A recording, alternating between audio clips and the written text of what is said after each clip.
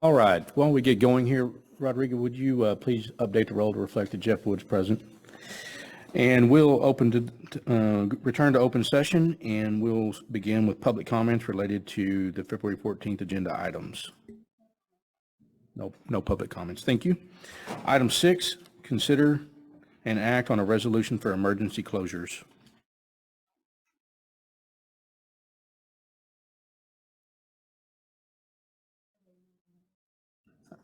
Sorry, Anna, I got started without you. All right, we're going to move on to item 8. We'll hit item 6. We're going to item 8. We'll come back to item 6. Missed school days due to inclement weather report. Item 8, Kevin Parker.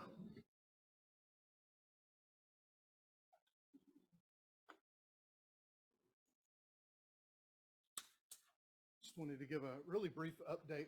This communication's gone out to the community, but as you know, we missed a day at the end of January and 3 days at the beginning of February, and I wanted to make sure that everyone was caught up and understood how we were going to not really make up those days, but satisfy the state of Texas's idea of making up those days. So we missed January 31st, and we also missed February 1st, 2nd, and 3rd.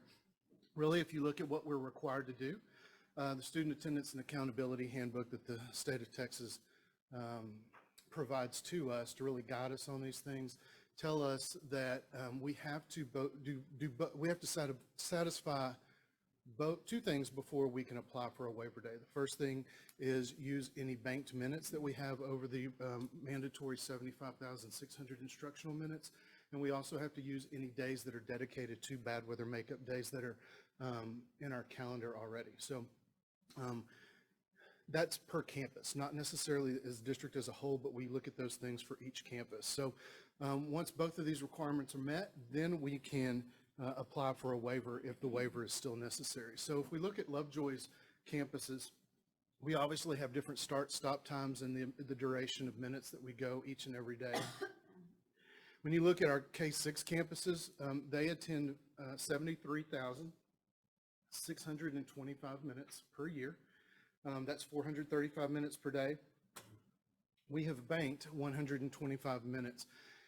And you may say, well, how do we bank 125 minutes if we're only going 73,625? We are allotted waiver days from the state, or waiver minutes from the state each year for professional development days. We're allowed 5 professional development days each year that count towards those 75,600, and we can use 420 minutes for each one of those waiver days. So on the right-hand side of the screen, you can see that we're allowed to use 2,100 minutes per year for professional development. If you add that into the 73,625 for our K-6 campuses, that's how we've accrued 125 banked minutes.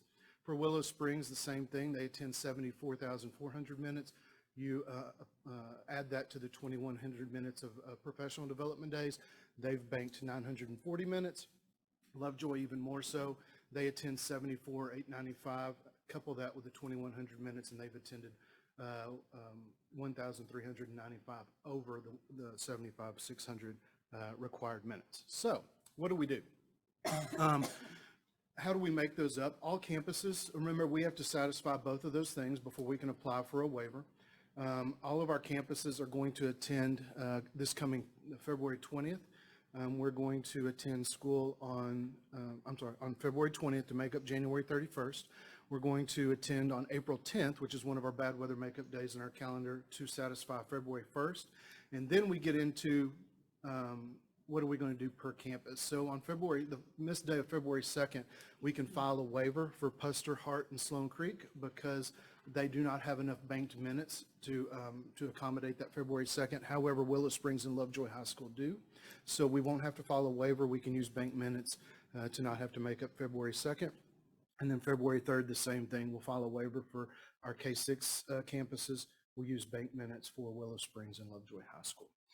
One thing that it's important to note is in the media, you hear some campuses or districts doing different things, and that's simply because their days are different lengths. Their elementary schools probably go to school longer than ours. We're very low. We only bank 125 minutes. If you go 10 minutes more each day, over 171 days, that's a lot of banked minutes. And so they have to make up these days depending on how long their school days are. they do it in different ways. So that's, the community may ask, well, why do I hear that Dallas ISD or Frisco ISD is making their days up differently? And it's simply because their days are different things. Okay. Thank you, sir. Item 6, we'll come back, Ms. Kennedy. Sorry. Consider an act on a resolution for emergency closure. Yes, as before you, I have given you an executive document. Basically, what we're asking is for February 2nd and 3rd. As Kevin mentioned, January 31st and February 1st, we'd make up those days. But for February 2nd and 3rd, what I'm asking is that we make our employees whole. And what that does is it mainly impacts our auxiliary personnel, our paras, our aides, those hourly employees. So we would pay them for those 2 days, and their salaries annualized, so their pay would not be impacted. Okay. I put in there, we do have policy DEA that allows us to do that. And I attached that on page, I believe page 12, and also asked for a resolution allowing us to do that. So it is the recommendation. First, any questions about that? I think we've done that before. It's budget neutral, correct. It's budget neutral. It's already budgeted. It's not going to impact that at all. Questions from?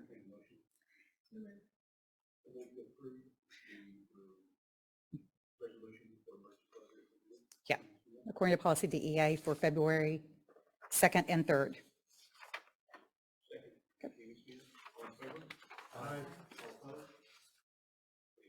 Okay, thank you. All right, item 7, supplemental benefit review. Oh, yes. I'm pretty excited about this, guys. Basically, we had to renegotiate all of our benefits this past year. So we were on a really kind of a 2-year rotation. So I just finished that in January, and these are supplemental benefits for fall, so for our staff in the fall. I did want to point out that, this goes directly to our strategic plan, ways that we can help support our teachers, and looking at, ways to save on money, and also looking at retention strategies as we move forward. Currently, our district, and most districts don't do this, so we're pretty excited. We do offer them a $15,000 basic life term insurance. It costs the district 60 cents, well worth it. But the best thing is the telehealth services. We give telehealth services for every employee in their family, and it's $6. And y'all can imagine it is used. So it is definitely a benefit to our teachers, especially, now, you basically do a Zoom, it's an app on your phone. So a lot of positive there. And we pay for everyone if you take medical benefits with us or not. Okay. So anyway, so $660 a person, it's definitely worth it. If you look at our supplemental participation, you can see, of course, 100% is our life insurance, and then telehealth, of course, is 100% because we provide for everyone. The next ones that we look at are dental and vision. So in dental, and for 21, we did about 49%, 46% this year, and then for vision, 43% and 38%. But that's everything that we currently offer. One thing I noticed, just coming from a different district, our dental plans are fairly high for the employee only. What we currently have was United Healthcare, and if you look in this first column right here, you can see for an employee only it was $36.06. Okay, we went back and asked them to quote us again, and for employee only it was $38.95. Okay, so we're going to have an 8% rate increase plus. And then they would guarantee the rate for 20 rate guarantee longer, or 12 months rate guarantee. So we got other bids. And so we looked at MetLife, and MetLife actually was less expensive. It's $34.98 for the employee, $69. The premiums were lower. We get a 24-month rate guarantee, and then they can only raise it by 6%. So those are some things that we look at as we get into and look at supplemental benefits. So I definitely think it's something very positive. It was very similar, similar benefits, nothing much different, but you're changing insurance carriers there. Okay. The next one we looked at was vision, and y'all know I wear glasses, and so this was a big one for me, and mainly because I only got frames every 2 years. Okay. And anyway, so we looked at what our current plan was, Avivis, and then looking at MetLife, we could get frames every 12 months. So looking at also the deductibles were somewhat similar, the allowances, We had a rate guarantee for 48 months on that.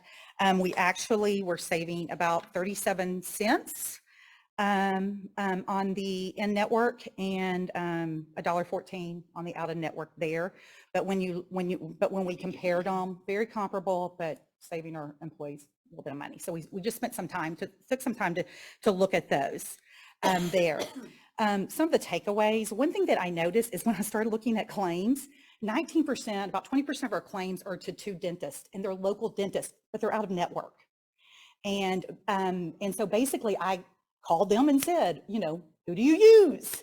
They both use Cigna. Cigna would not quote us. And I'm going to show, and the reason they wouldn't quote us is because if you look at our dental collected revenue versus our dental incurred claims, our BCR, our benefit cost ratios are high. From what I understand, industry standards are about 75%. So that's probably why we didn't get a quote from them. One of them also used Delta Dentists, and we couldn't get a quote from them either. So anyway, so that's probably why our rates are high, because those are out of network. So if we go to in-network, and I know a dentist is very personal. I've used the same one for 20 years, so I understand that. We also looked at vision. So we're moving from that 12-12 plan, moving from the 12-12-24 plan to the 12-12 plan. So kind of the takeaway there is, of course, out-of-network claims are also going to be higher. So we're going to be more intentional in providing in-network lists to our employees this year when we talk with them and talk to them about the differences, so we can try to keep those monthly premiums down. Also, if we go to MetLife for dental and vision, we did receive lower premiums, longer rate guarantees, and similar better coverage there. So spent some time doing that. Okay. Just going through some of the product review, we talked about dental and how many dental and vision and how many employees use that. Cancer, we got a rate pass, so we won't renew again until next year. Disability, we had a rate pass also, so we go to 9/2026, which is great for our teachers also. Basic life, volunteer life, all of those were very similar. So next year we'll look at telehealth again. But AD&D, those were pretty much rate passes there, which we were excited about. Critical illness, we are moving to Chubb, and the reason we're doing that is it's basically the same plan, it's just a better price. And we also here, which I was a little surprised at, we did not offer hospital indemnity. So basically it's kind of that gap insurance. It's no pre-existing conditions. So with young people and planning families, usually you offer that. It pays for the hospital there. It's about, if the $1,500 benefit was $20. So if you don't have anything planned, it's $20 a month if you go into the hospital. But if you're planning a family, you can pay, I think it's around $45 a month, and it's up to a $5,000 benefit. It also allowed 2 hospitalizations. So that's kind of a big deal for teachers that are planning families, and especially if they know they're going to do that. I talked to Travis. He said, yeah, he's used that quite a bit the past couple of years as we were visiting them, since he just had some little ones there.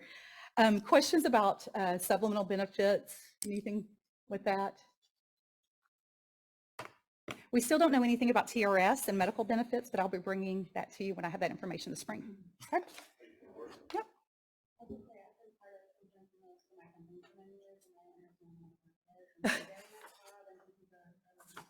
Well, you're welcome.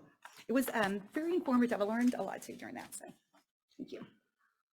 All right, item 9, special education programming update.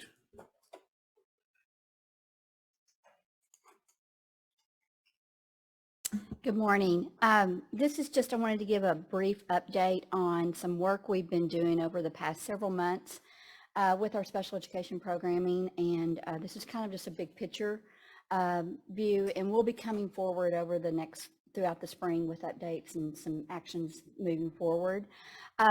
We've been working with HR on staffing and looking at not just retention and recruitment efforts, but also looking at case manager assignments and loads when we're across the district. We made some adjustments to that prior at the beginning of the year, and we're still monitoring that. We're also looking at staffing allocations on our campuses as well too. There are some campuses that we are in the process. We have some positions posted. As some changes have come about in the setting, we've decided we needed some additional support. So our principals are working with HR on securing hopefully some staff members on that. Also compensation, what are we doing to recruit? This is an area that is a shortage area, and we've been talking about that with you over the past year and a half. Also just looking at the roles and the responsibilities of our staff, of special education staff, and balancing that so that they're able to ensure students are getting what they need, but also all the other responsibilities that come with special education programming, we're ensuring that they have the time allocated for that. So we've also been doing a significant amount of professional development. If you recall last year when we had the needs assessment completed for the program, what came out of that, one of the top 3 areas was capacity, building capacity. And so these are just some of the areas that we've been doing some work with our staff on helping support teachers and also campus leaders. We have, one of the things I do want to point out here are case manager meetings. Our special education staff are facilitating those weekly. We're offering after school for an hour. So specifically it's involving all of our special education teachers, and our principals are a part of that as well too. So it's also just kind of getting a pulse so that we can monitor and monitor the support that may be needed in that area. We're starting some lunch and learn series with our campus principals next week. So we're excited about that. And then we've got some resources out there that are, the department's putting out for our teachers and our administrators for reference purposes. Some programs under review, I just wanted to highlight here. Again, I mentioned that we're looking at case manager assignments and loads. We're also looking at our transition programming. And so we'll be coming forward with some updates on that in the future. Also looking at our occupational prep and vocational exploration for our high school students in the program. Also it is looking at analyzing and kind of determining how can we improve our school and home communication systems. So not just from kind of a big picture level from a campus principal, but also how can we support our teachers so that parents are informed increasing those opportunities for that. So we're just kind of looking at our systems for that. Staffing allocations, again, is an area we're looking at. Assessment planning and duties. When I'm talking about that, I'm talking about our itinerants, our staff that completes the assessments. How can we utilize them to also help build capacity on our campuses and support on our campuses? Parent partnerships, and then additional planning time and work time for staff are some areas. And then again, with parent partnerships, all of that falls into this. We have the special education advisory team that we implemented this year. We've met several times throughout the year, also offering some educational and informational meetings with our parents. We've updated our website and then newsletters, and then looking how that can trickle down to the campus level. So just wanted to put some information out there for you to let you know what we've been working on over the last several months.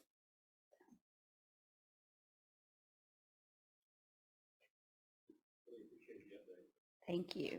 I said really appreciate the update. Getting used to this mic. Thank you very much. Any questions for Lori? All right, thank you. All right, item 10 will be House Bill 3 goals update. Okay, I'm going to ask Aaron Perkins and Mary Mullen and Bree Smith if they can go over to the microphone over there, just in case you guys have some specific questions about some of the work that we've been doing since the beginning of the year. If you recall, this was brought forward earlier in the year that part of House Bill 3 is that the board adopts goals with some detailed plans about 3 areas. The areas are early childhood literacy proficiency, early childhood math proficiency, and then college, career, military readiness. So these are the goals that were approved by the board on September 26th of 2022. And the overall goals for early literacy is that we would be in the percent of third grade students that meet grade level or above on STAR reading will increase from 81% to 87% by June 2025. So this is over 3 years. With math, the increase on STAR Math would increase from 76% to 85% by June 2025. And then the percentage of graduates that meet the criteria for CCMR will increase from 94% to 98%. These were I'm not going to go into detail on this, but these were the specific targets that we identified in closing those gaps. Some of the things that strategies that we outlined that we were going to be engaging in for the early childhood literacy is that we're completing where all of our kindergarten teachers and special education teachers complete the Texas Reading Academies, and this is having to do with Kinder Here. Increase the frequency of progress monitoring, that we work on our culture of collaborative planning, team planning, and we're looking at the priority standards, which are actually the Texas Essential Knowledge and Skills, but what we've identified, these are priorities for our kids that we feel like we need to work on. The frequent use and analysis of common formative assessment, intervention and enrichment opportunities, and then opportunities for vertical teams to work together to identify needs for our students. So the same, this has to do with first grade, same strategies, and then this has to do with second grade.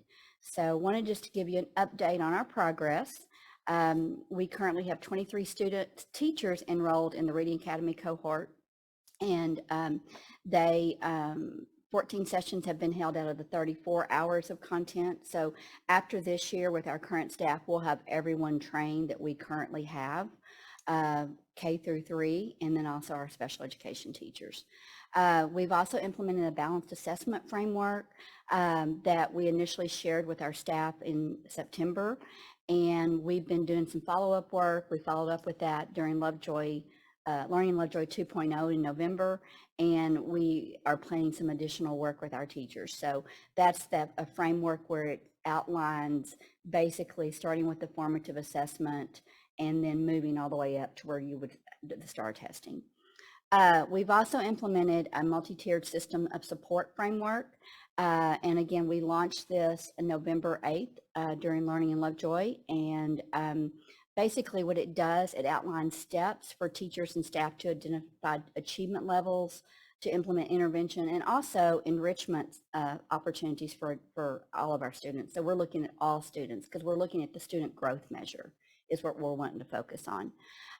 We've trained teachers in several reading areas with a program called Build, Bridges, and then we purchased a mirror, which is used in our lower grades to where it's actually teachers can conducts running records on a student so that you can monitor progress on their reading levels as they're moving through in those lower grades. And then of course our campus problem solving teams known as the PST teams are in place, and our principals do an excellent job of facilitating those meetings on a regular basis so that we're monitoring progress of students.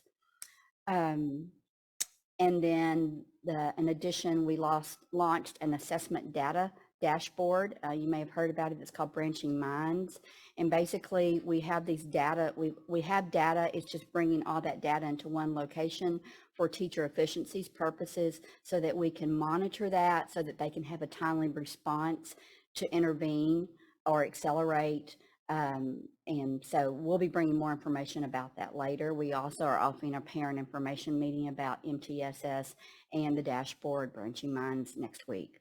And then our ELAR, we talked about vertical teams. The teams have met 3 times already, doing some incredible work. It's exciting to see the work that they're doing. We met last week.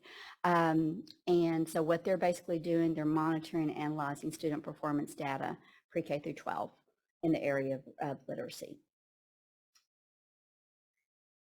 Any questions about the early childhood literacy goals?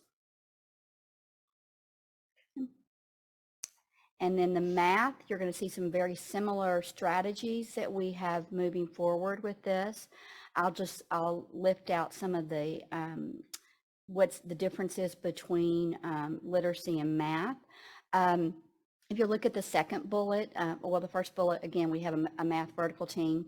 And then we also were awarded the TEA grant, Strong Foundation Math Framework Grant. And basically what that is, what we're creating out of that is really our belief system on how we instruct in the areas of math. And so it's a pre-K through 12 model. It's not an instructional resource. It's just really our belief system. Teachers have been involved in that and the development, and I'll be coming forward this spring sharing the framework that we've created from this work with the grant. Very similar, again, the balanced assessment framework, the MTSS framework, PSTs, and then the dashboard. Questions about math? Okay, so our CCMR, this is where we, a few different strategies where we have, and this was outlined in the original plan, but we have implemented the Texas College Bridge programs in both English and math. We have embedded CCMR strategies in both our ELAR and mathematics documents and resources for our teachers. We've got collaborative data meetings going on regularly with teachers and our college and career counselor, and then systematic targeted instructional structure to meet students' academic needs during leopard time. Some other strategies, college board mentoring for individual teachers, professional learning workshops for our new AP teachers, and then district-wide vertical team meetings and planning. The other strategy was also implementing the Zello software to track CTE certifications. We've been working on course alignment with our CTE, and I'm going to talk about that in just a minute, and then certification assessment prep resources we've been looking into. So this is where we are. So Mary Mullins, who's our Director of Secondary Education, and also our coordinator of Social Studies and Student Program. They've been meeting with the LHS staff on a regular basis and looking at how we can increase the number of dual credit and career and technology education courses. We've been working since September, Mary, right, on the course guide. We're excited about some new opportunities that we're going to be able to provide for our students on that. We have the IBC exam scheduled for later this spring. We have a college and career counselor that we're super excited about the work that I think Sarah may be here today, the work that she has been doing, and she's done a great job about facilitating parent events and meetings with our students. Our counselors just, I think, completed meetings with all of our juniors over the last several months. And then we've had a lot, as I referenced, about the course guide, a significant amount of input from multiple stakeholders in the development of that. And that's going to help us moving forward with master scheduling. We're ahead of the game on that right now. We've also, again, leopard time has helped us target some of these students with these gaps. And then we have been, Bree has been doing some terrific work with our teachers new to AP with some mentoring and coaching with that and support along the way. So, quick question on that. On the course guide updates, I know it's a lot of work and a lot of things changing. What's the strategy around keeping all of the different stakeholders informed as these changes are rolling out? Because I don't think you're going to just change the whole thing and then launch it all at once. Some things are changing on the fly. How do counselors stay updated on these changes? How are parents that are going through this planning process with their high schoolers? What's the best way to know as things are being changed and what new opportunities are available? Great question. I'm going to have Mary respond to that because she's been leading this work and been a little bit at a higher level than I have been with it. So Mary, you want to talk to the specifics? Sure. we know that the counselors are really the boots on the ground. So from the start, all four of them were involved in all of the planning and all of the discussions on anything from looking at graduation requirements to changing endorsement criteria to adding any specifics related to what needs to be done by the time they're seniors in high school. So when we had our first meeting, there were several people around the table, including the counselors, our content coordinators were there, our instructional technology people. So we had one very large meeting to do a broad overview. From there, when you're really looking at things like how we might change programs in CTE, then it's more talking, I'm sorry, it's talking to the teachers because they're the experts in that field. And that's how we did come to add the drone program. It was from talking with that one teacher who's very excited about it and a strong advocate for that. So we pull in teachers. They were in contact for updating any of the descriptions in our course guide and prerequisites and those type of things. So they're involved too.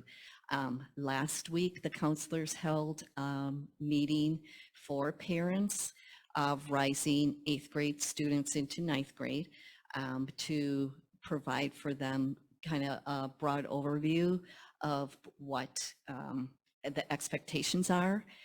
Before that, there was like an elective maybe fair where the students could visit different tables set up with information about the different electives. I know we have Bump Up Day coming on Monday, the 20th, for students to visit the campus. And when they visit the high school campus, I know the teachers have plans for handing out maybe brochures or flyers or showing, and some students might be demonstrating what's being done in the class. Can I answer your question? Mostly. So if there are questions about the changes that are being made, first point of contact should be the counselors. And then if there's still confusion or conflicting information, the next point of contact should be you or principal or? Yeah, the counselors first, and then Dr. Zambezi. Okay. And if it's CCM, specifically CCMR, Sarah Thrash, who is the counselor. Some of the questions I've been getting are just about, well, these were the requirements before, but we think they're changing, but we're not sure, and there's a new course maybe, but it's things that are just changing on the fly, which I think are all positive. But especially when parents had an experience with an older child that's maybe already Right. graduated, and now new things are coming in behind it, I think there is some confusion Right, out there. okay, okay. So we can look into possible some more informational meeting for parents. Yeah, great feedback. So in the past, this is weird, but attendance was part of the grading for college and career ready. Has that been thrown out? The state had a weird requirement. Does anyone remember this? Nobody remembers. Do you remember, Amy? Yes, that. Because I remember Lovejoy, we always kind of got dinged a little bit because our attendance wasn't as good. So I guess, do you know what I'm talking about? Correct. So is that still something that comes into play with this or no? I'm guessing From my not. understanding, Mary, I don't, It's part of one, it's a distinction that It's a- you can yeah, earn. it's a And it would distinction. be in your taper reports, I believe. that Right. went out. So nothing to do with House Bill 3? I don't think it would impact, not where our rating was in that area, Okay. no. Just It would have been tied to a Okay. distinction. I always thought it was strange, so I just wanted to Right. clarify. Mhm. Thank you. Mhm. I do want to thank Mary for the leadership that she has done with this. It's, like I said, it's not for the faint of heart with some of the work that we've done and ensuring that we're looking at our current students and the impact that it's going to have on them at the high school and then our rising freshmen as well too, because there are going to be some changes with it. Yeah, thanks as well to the team and to the counselors for the work that they put into improving and growing. We're grateful for that. I know we have work to do, but thanks for the work being done and being reflected. So. All right, if there, All right. we'll move on to item 11. Dr. Tinsley, you're still up with the district improvement plan update. Okay, this is another mid-year update for you all, and I'm going to ask Anna and Kevin to join you over at the mic over there, because some of these goals are specific to their areas of oversight. Just a reminder that part of the Texas Education Code is that we have a campus and district planning process and teams that support that, looking at our goals and putting in targeted strategies, and we're monitoring those strategies and progress, not just waiting till the end of the year, but throughout the year. Campuses have their own plan, but their plan pretty much mirrors what the district plan lays out, and they are doing the same thing as far as monitoring the progress on that. This is a reminder that the work that's been done, and we are right now, it's highlighted in yellow down there, the progress monitoring, we're kind of at a formative part of the year so that you can see the progress that's been made and areas that we still need to work on. So the district improvement team met in January, just like a couple weeks ago, to look at the progress that had been made and provided some feedback and any adjustments that we needed to make with any of the strategies moving forward. So I broke this down into the 5 goals, and as you will see, these are board goals that have been laid out by you. And in the gray is some of the progress that we've made. In goal 1, you're going to see much of House Bill 3 in this. Again, that's looking at overall growth for our students and lifting out, again, the balanced assessment framework that's been implemented, the MTSS framework, training for teachers, campus problem-solving teams, and also the areas where our content coordinators are supporting staff in that area as well, too. We've also had some training, some intentional training that we've lifted up, not just for language arts, but for social studies, because that was an area that our students were not performing as high as we thought they could. Because we integrate social studies with language arts in those lower grades, we provided some training for that. And then also some work, the department's been doing some work with our 5th through 12th grade teachers as well, too. We've also had our pre-K-12 social studies coordinator and our specially designed instructional coaches attending weekly collaborative planning meetings at Willow with our 8th grade team to support our teachers there. And then we've also had our teachers participating in some virtual learning that the state has been providing in the areas of social studies. Master schedules are looked at and monitored to see if how we're using our time to close some of these gaps, principal staff communication, and then also our teams have done a super job of implementing the professional learning communities framework, the PLCs that we're talking about. Excited about the work that's being accomplished through that. Vertical teams, again, support this goal, and then just the professional development communities that I referenced. Goal 2 aligns with this, is Legacy of Excellence, and it talks about recognizing the employer of choice for educators and what we're doing to support our staff so that they can fully execute the work that needs to be done so our students can excel. So I'm going to ask Anna to speak to these. Yes, of course, we are really trying to do anything and everything we can. We're looking at our guest educators, providing support and engagement with them, but also just having opportunities for our teachers. And I know something that was brought up during strategic planning was having teacher voice, having them on committees, so we can work with them. We also looking at district changes so that they do have a voice in that. Something we're looking, of course, right now. We started in the fall looking at evaluation system, T-test evaluation system. Meeting yesterday, we met with Hart on TIA and answering questions and those types of things, but making sure that they definitely have a voice and that we are recognizing that and listening to them and providing support there. They have had some support in master scheduling and making sure we're recognizing them them. And we'll do some of those other great things in the spring. You know, we're getting ready to start looking at our Teacher of the Year and some things that had not happened in the past that we're making sure that we're looking at that legacy of excellence with them. Can you also talk about the work that we're doing with the teacher evaluation instrument? Yeah, yes. Elaborate on that. Yes. So basically what we did, and we know last year, as far as, I know there's been a lot of questions about teacher incentive allotment. Last year, when we started looking at teacher incentive allotment we looked at our evaluation system. So our evaluation system is a locally developed system. It wasn't a state system, so it would not meet the criteria. We did an application last year, and that's where we were told that it wasn't going to meet the criteria that was needed. We also need a student performance. So you have to look, so when we look at TIA in the evaluation system, we look at two things. We look at student performance and we look at teacher growth. So you can add other things in there. We could do culture survey, some different types of things, but for primarily you're looking at teacher growth and you're looking at student performance. Are students getting a year's growth? So we have been having those conversations since last year about that. We formed a committee this past fall and we met with a T-test committee. We met back in November. We met again early January, and we've taken all that information. They're all pretty much on board for T-test.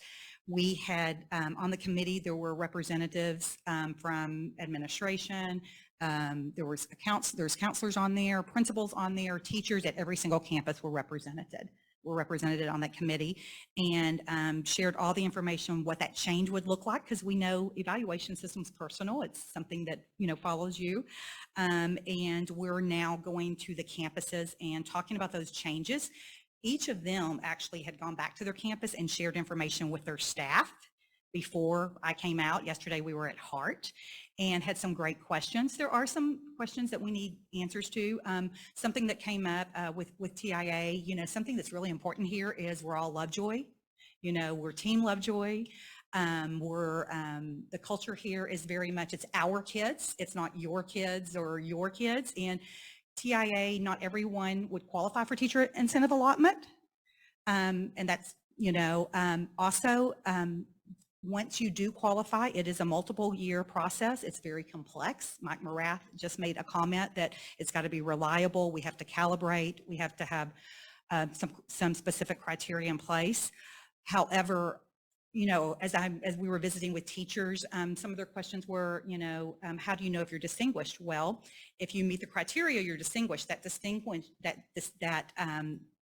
If you're distinguished, there's 3 different types, but it goes on your certification. So everyone would know if you're distinguished or not. And that was somewhat of a concern because they're of the mindset that we're all one and it's our kids and that we share kids. And so we're still having some of those conversations. We're doing some informal surveying after we present.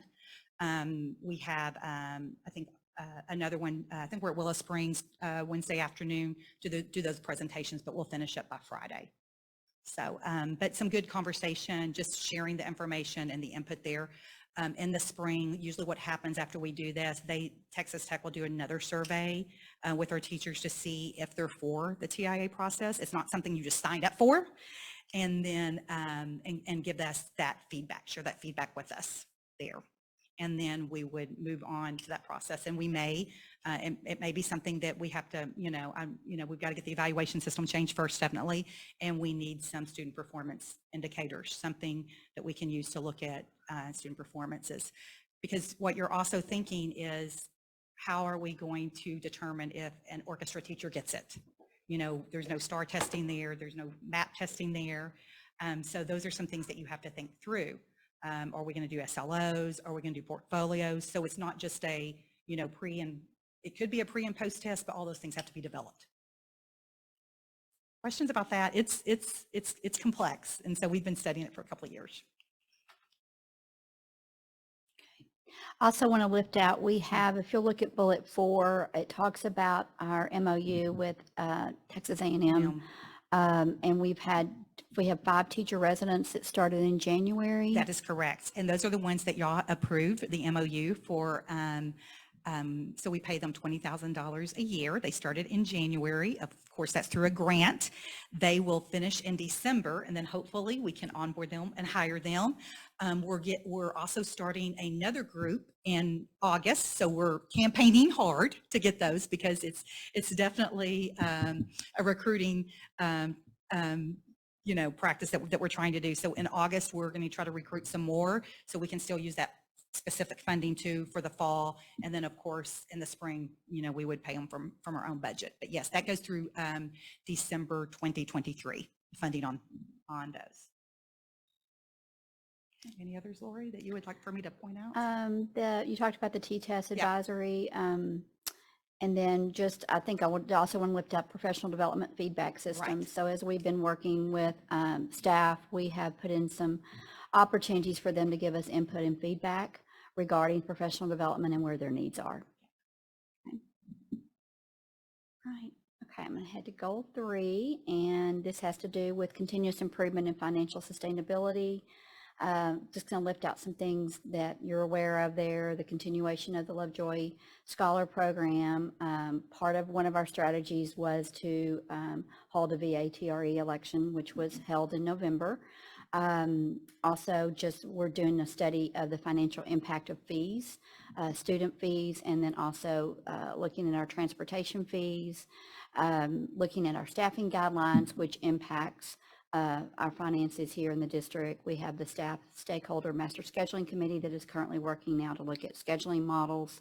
We've just completed, we're excited about an instructional materials inventory.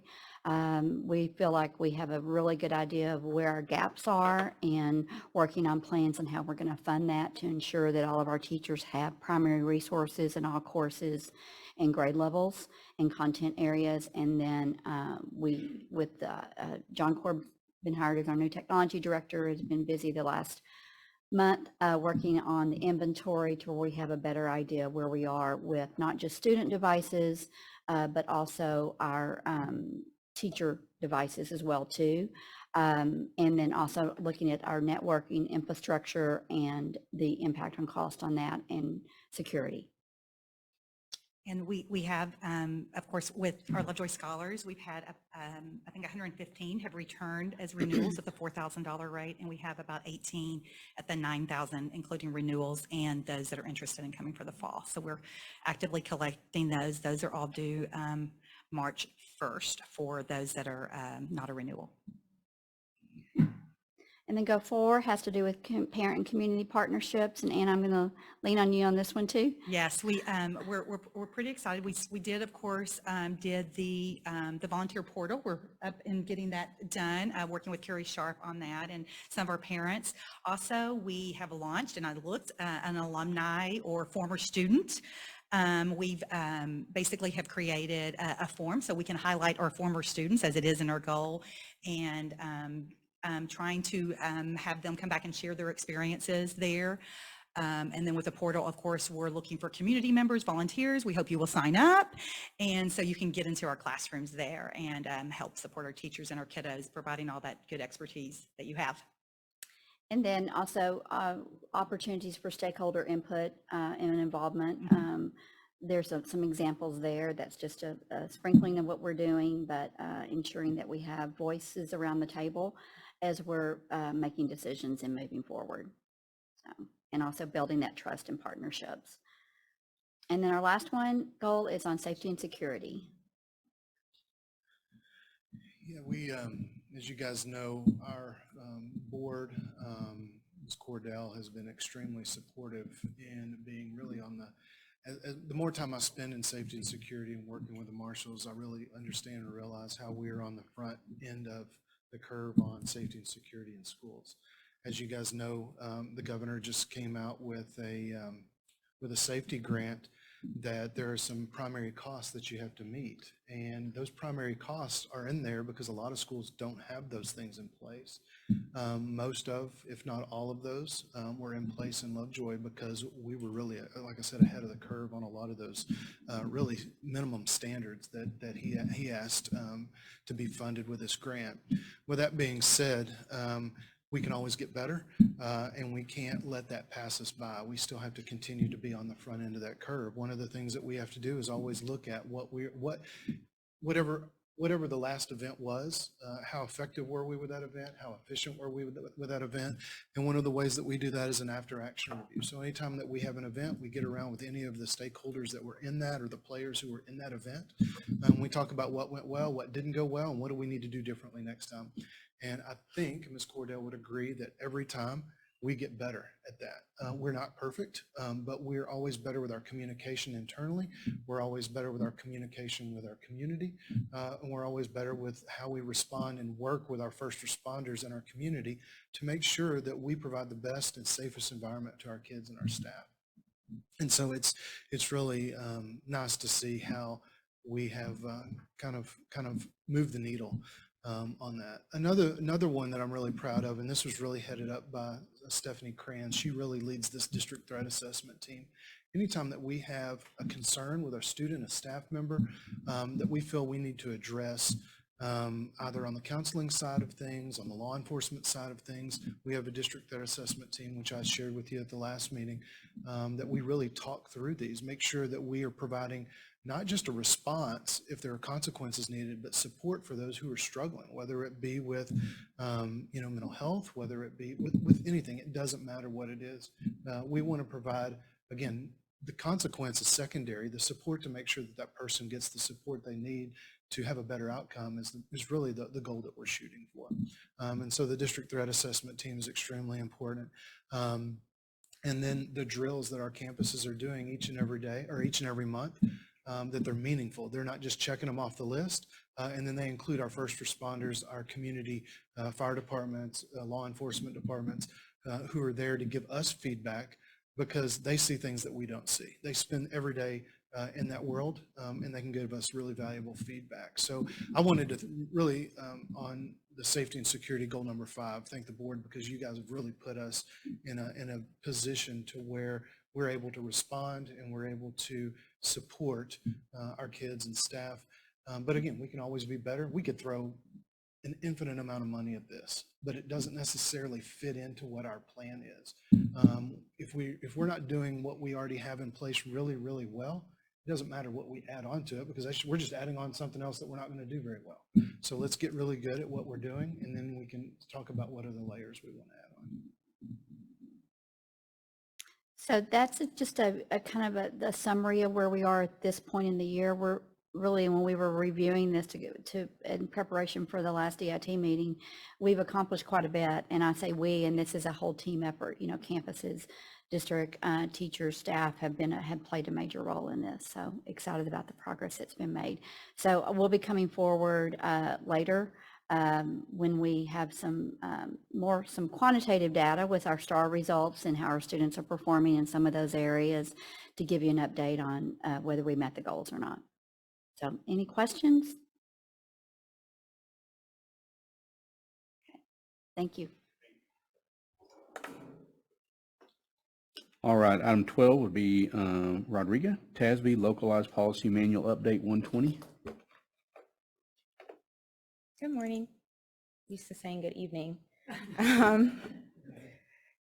Okay, so we have a policy update for y'all that we'll bring forward for your consideration at the February 27th board meeting. So we'll jump right in and begin with legal versus local policy. So legal policy should only reflect the context of the school district as a whole, and it should only inform the local decision making, which is why you vote on it. And it should not be adopted, whereas local policy should. So details regarding update 120, we have 4 for your consideration for the February 27th meeting. Most of those are security related. They can be found in your agenda packet and also for public view. So these are the 4 that will be forward for your consideration at the February 27th meeting. We have CB local, CKC local, FNG local, and FO local. Any questions regarding that? I'll direct them to a cabinet member. Good. Okay, thank you.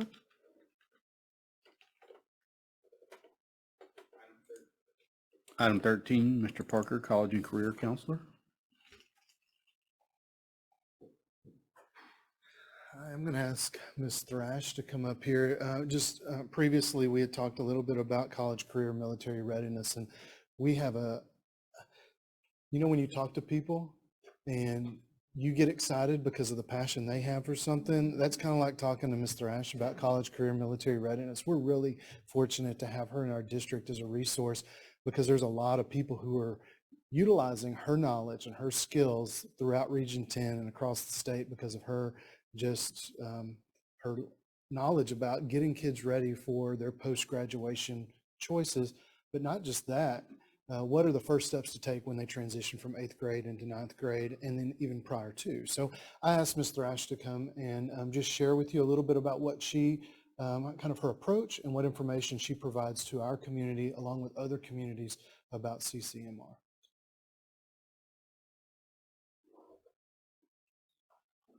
Thank you. Thank you for having me. And as Mr. Parker said, I am incredibly passionate about this. I want to be a resource for all, however I can help. I put together this website just so that when students are at home working, they have somewhere to refer to. It started with the high school grade levels, but as that grew and middle school parents were coming to me, I wanted to have a resource for them as well. And I've added some additional elementary stuff. So I'm just going to kind of go through some things that are available. Please, please, please take advantage of me on any grade level. I'm here to help serve this community, and I truly do love doing it. So as I said, I've got some things for kinder through senior, but specifically it works more towards the high school grade levels. If you are on my website, these are just some of the different things that are available. And then within each of these, there are subcategories to help support the students as they're working towards the application process or whatever it is that they are moving to. So this month is CTE month. So this is really where I brought in the elementary students. I wanted them to have some resources available to them, but then I just also thought this was fun stuff. It's coloring books, but it's more so jobs outside of kind of those five, the teacher, the police officer, fireman, nurse. So I found these resources that I just thought would be fun and hope that teachers have been able to take advantage of for our younger students. For middle school, so I literally just put a bunch of resources together.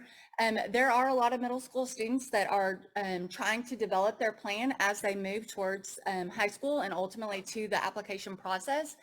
So these are just kind of some things. I tried to make it specific to their age level, so it was geared for things that they would understand. And then for our 8th graders, I put our just different pathways that they can take, career interest profilers, that type of stuff, so that as they're starting to meet with their counselors to choose their classes for high school, they have an idea of what those are. Someone along here said that we did meet with our middle school students last week, and presented to the students and parents. And so I'm so excited because I've already had parents from the middle school reach out to me, say, can we please set up a meeting? I had one yesterday, I have one today.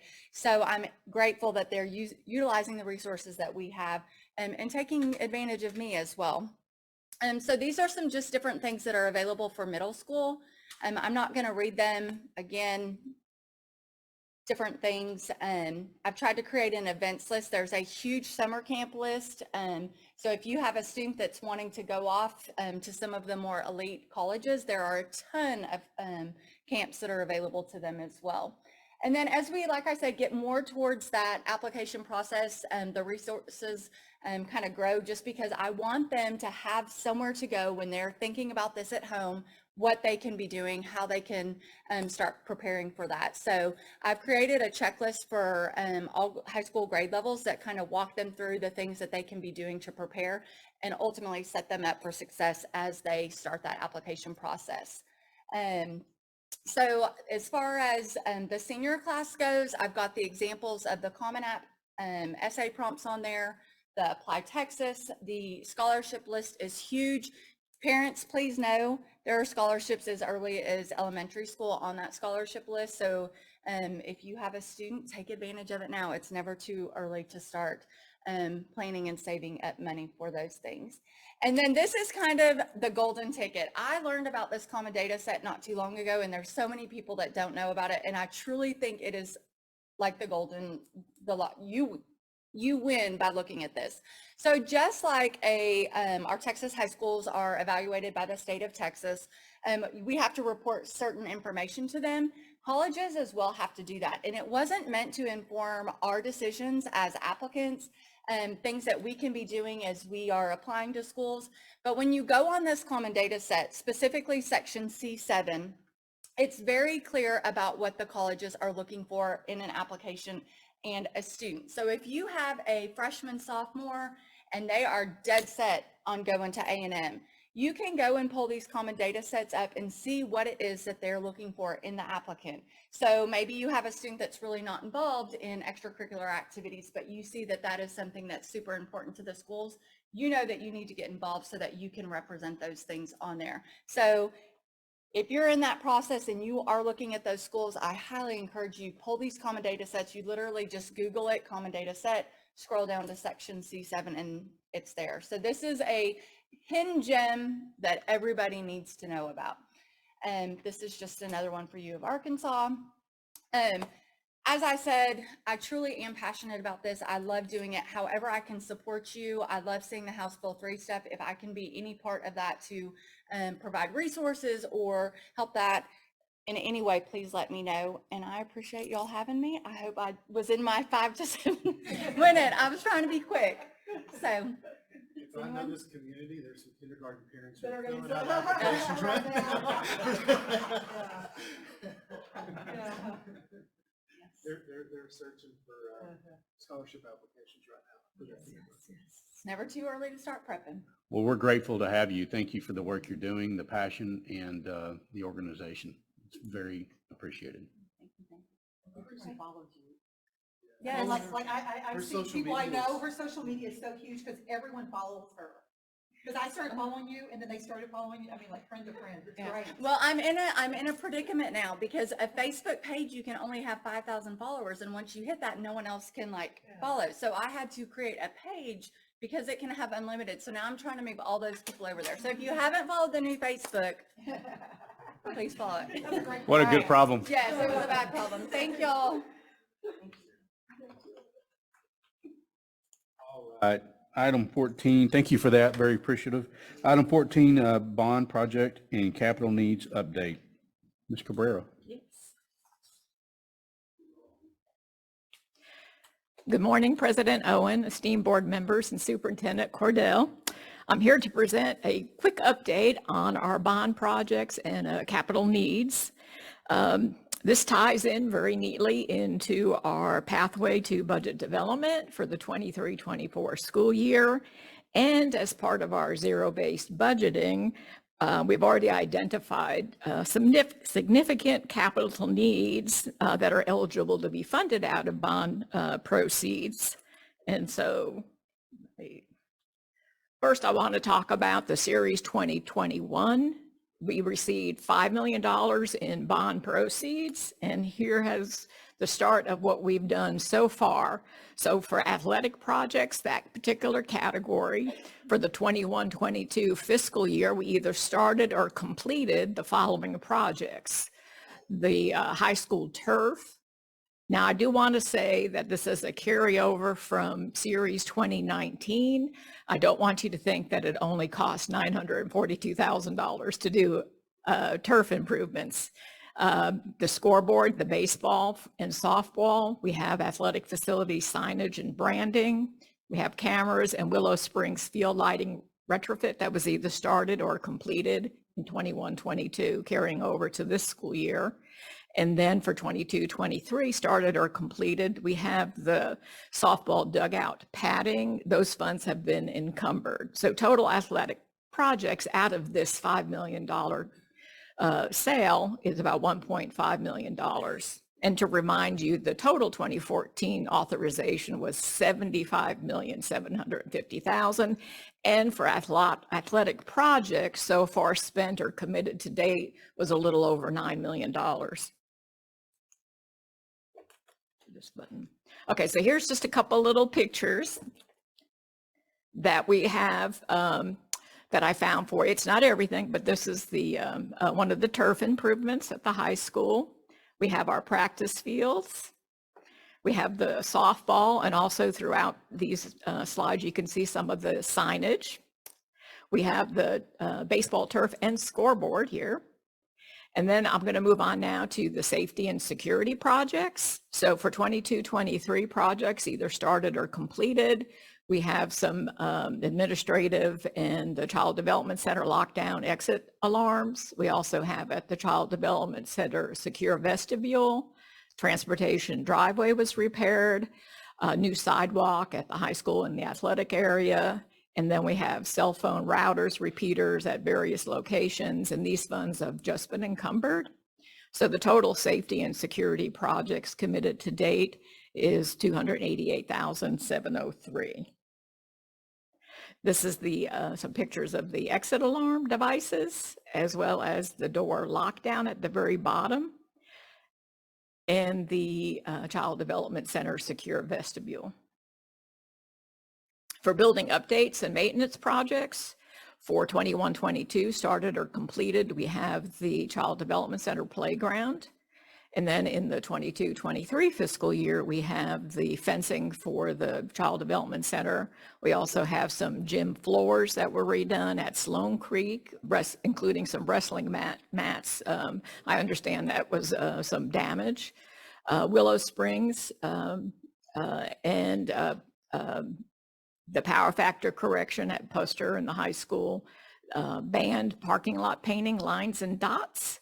And then also at Puster, we have some funds encumbered for their playground equipment. It's my understanding it's supposed to be installed over spring break. There was a little bit of a delay for supply problems, shortages. So total building updates and maintenance, about $435,000. And some pictures for you, the playground at the Child Development Center. Some of the floors at the gyms, and then this exciting picture of the power factor correction. This is a before picture of the band parking lot, and here's with all the students in our field, restriped and dots. Technology projects, these funds have been encumbered for Chromebooks for $74,500. And that is the end of the bond funds that we have committed out of this $5 million. So the original issue, again, $5 million. We've spent or encumbered $2.3 million. We've earned interest on the idle proceeds of about $64,000 through the end of January. And so we have almost $2.76 million left to spend. And now talking about some of the capital needs that we've identified that can possibly be addressed with this remaining. Potential use of the remaining $2.76 million. Again, this is the 2021 bond funds that we currently have in the bank. So as Lori mentioned, they've completed an inventory of the first two items, instructional materials and also technology, infrastructure, software, and equipment. And then we've got an inventory and needs submitted for maintenance equipment and custodial equipment. And then also you can use bond funds to do a formal needs assessment. And we're particularly concerned about building life cycle updates, especially the costly items, which is the HVAC and the roofs. I understand they're all about 15 years old. And of course, the HVAC, the technology has changed so much in the last 15 years. We're definitely not very energy efficient as we could be. And I just wanted to point out and remind you, I know we have an aging white fleet. But for whatever particular reason, we are not allowed to use bond proceeds for white fleet. The only exception is we can use them to acquire school buses. This is the custodial current status and priority order. This is a critical need, has been identified as a critical need that's been brought to my attention as well as the cabinets. And so we asked Rigo, he did a wonderful job putting together the items that we need, what we currently have, whether or not we can repair them. They have been spending a lot of money. Most of their repair budget is gone in trying to fix these things. And then we've also asked him to prioritize them. If we were going to fund everything out of bond proceeds now, it would be about $212,000, and the priority needs split down between what he thinks that we really need now versus what we might be able to delay for 6 to 12 months. And then on the maintenance needs, several lawn mowers. Don't have the information on the life cycle, so we will get that when Alex returns. He's on a little vacation. But those items that he's asking for to add to his current count. Now, on the ones that he currently has, he did say that he'd like to, keep them because they're good to use for replacement parts, even though when they get to the point where they're not repairable, that he'd be able to, potentially use one set to fix the other set to fix the other. But in the meantime, he still would like to add one each of these categories of lawnmowers. So now let's talk about the plans for the remaining authorization. So this is $9.5 million. It's a future sale. It takes about 2 months or so of planning to actually, go ahead and get the board to, approve the sale and for us to get the proceeds. So I just wanted to bring this to your attention early on. So the original plan, I was able to find the original plan back from 2014 of what this final sale would be. And of course, you can see at that time, additional classroom space and growth was thought to be the status of about $2 million, $2.1 million for these particular campuses. Probably not something that we'll be doing. And then the building updates and maintenance, there were some campuses that were identified that might need some tender loving care for about $5 million. Not sure that that's necessarily the case or if these items haven't already been addressed. And then of course, a good portion of this remaining 9.5 was designed for technology, whether it was infrastructure or refreshment of devices. I'm not sure, but that was about $2.4 million. And again, that was the old plan. So, what are our next steps? And really, your lovely superintendent has been working with PBK. I was in one of those meetings for the building needs assessment, and really to be able to identify our priority items and how best to use that remaining money, the 2.7 as well as the 9.5, is a formal facilities assessment would need to be done addressing all of these particular areas and asking our architects who are experienced in doing this type of work to begin this as soon as the board so desires. And then of course, long range facility planning and building in life cycles. Estimated cost for them to do this study would be about $53,000. And if you have any questions and more specific, our next steps with engaging the architects, I'll let the superintendent address those. Yes, we're just sharing with you the scope of the project and the estimated amount, and we can bring you a more specific proposal for your consideration. Possibly within the next month. We think this is critically important, as Ms. Cabrera shared, in regarding the understanding of our current state. It will also be an important data set for our capital improvement committee of stakeholders, parents, staff members to have and be able to review as part of their work. Yeah. I don't know when you've last had like a roof assessment, but that, to me is pretty critical so that you understand the needs of what it would cost, because those things are usually start at the $1 million price range and go on up. Any questions? And of course, all of this leads up to the data and the information that would be meaningful for the capital planning committee to have before they start is for somebody to, do a formal assessment and cost analysis of where we're at in 2023. Thank you for the work. We been anticipating it and expected some surprises along the way as well. So thank you. You're most welcome.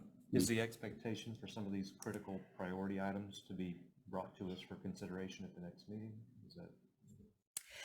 In the next several meetings, yes, you will be getting more information. You got some information today that pertain to custodial and grounds. And Dr. Tinsley and her team are working very closely on the instructional materials and then the technology that was mentioned as well. And so they'll have much more specific information for you moving forward. Yeah, I can add, though, at the moment, and I failed to mention that when we were on the slide of the remaining 2.7 million in the current sale that we have on hand, is easily we could spend about half of that on everything we just discussed.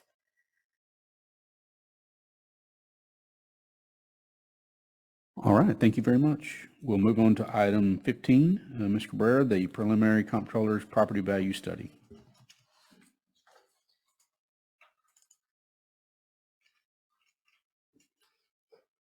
She did that wonderfully. That would have taken me a long time to get here. So thank you so much, Rodrika.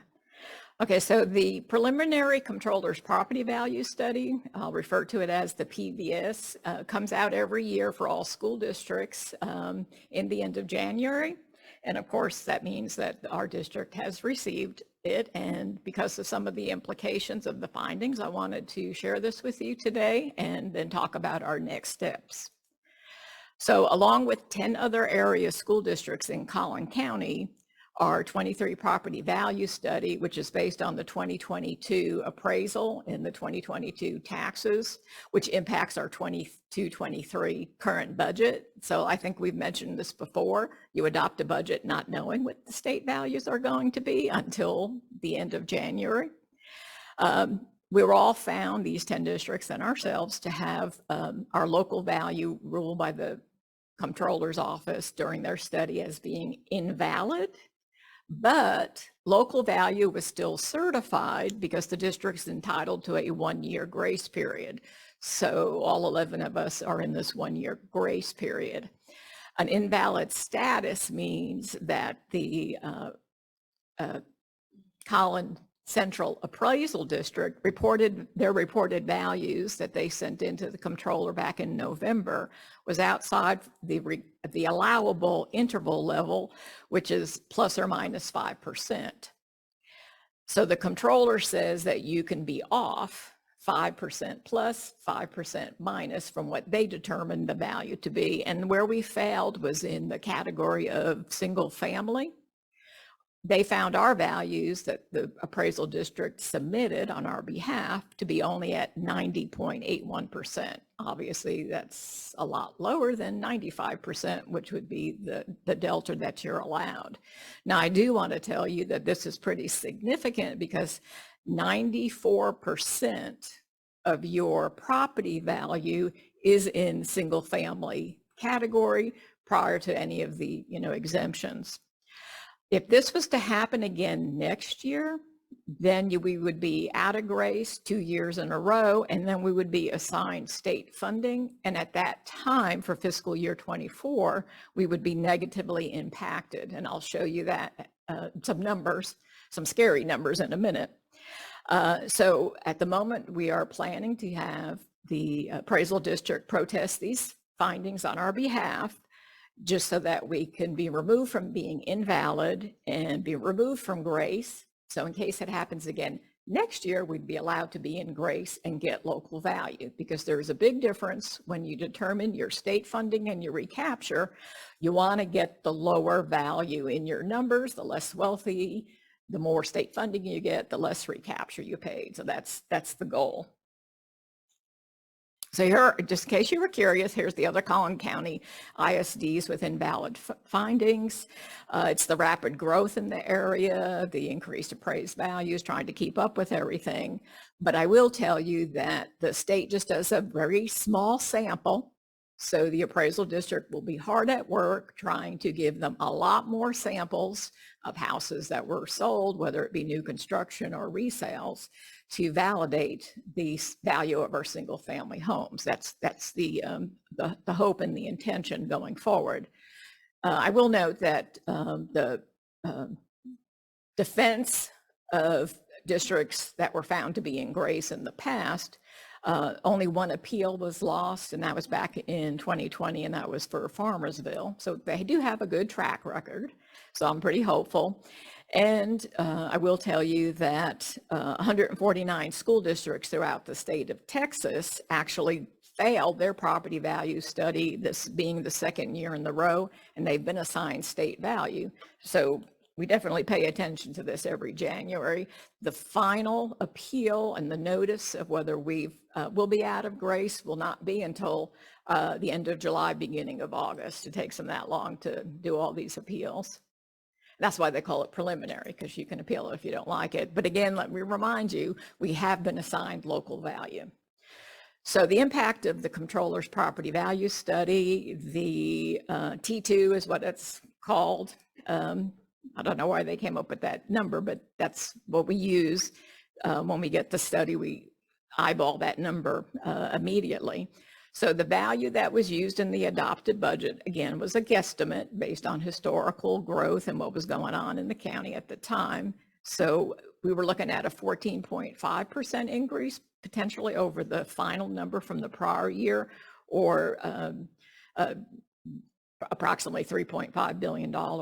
And so at that time, when you adopted the budget, you were going to have $1.1 million come into the district from the state under the Foundation School Program for revenue, and you were going to pay out to the state recapture about $1 million. The net to the impact to the budget or fund balance, as you might want to look at it, was about a positive $100,000.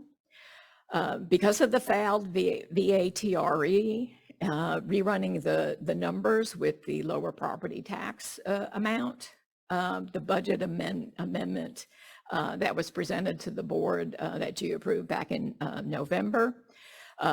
The FSP revenue, there was no impact on that. That did not change, but the recapture went from 1 million to 1.41 million.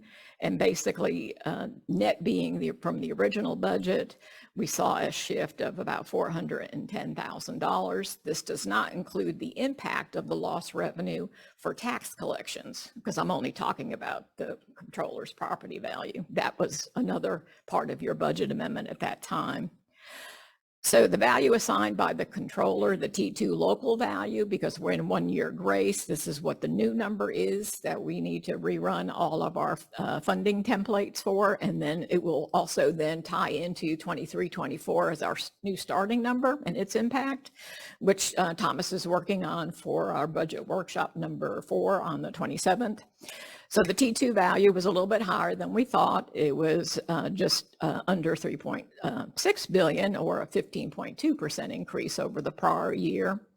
So that means that our foundation school program revenue will be 940,000, assuming our ADA attendance that's in our model stays constant for the rest of the year.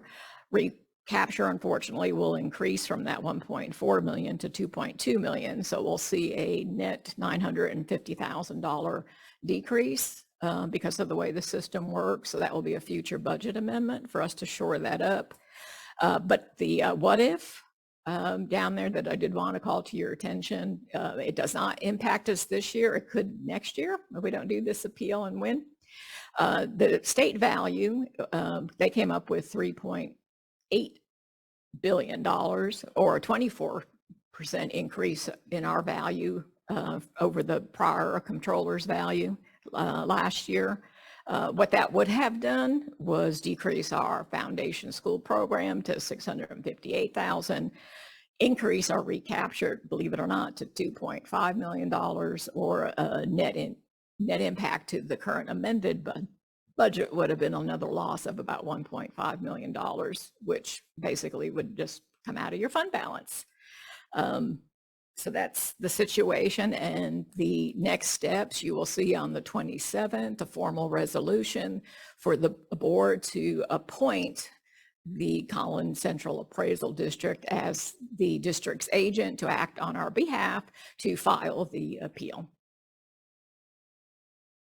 Do we have history having to appeal the comptroller's values here in our district, to your knowledge? No, but we can certainly find out by asking the appraisal district. So in your experience, is the appraisal district typically the best advocate for these positions since they derive those specific values that are being contested? That is correct.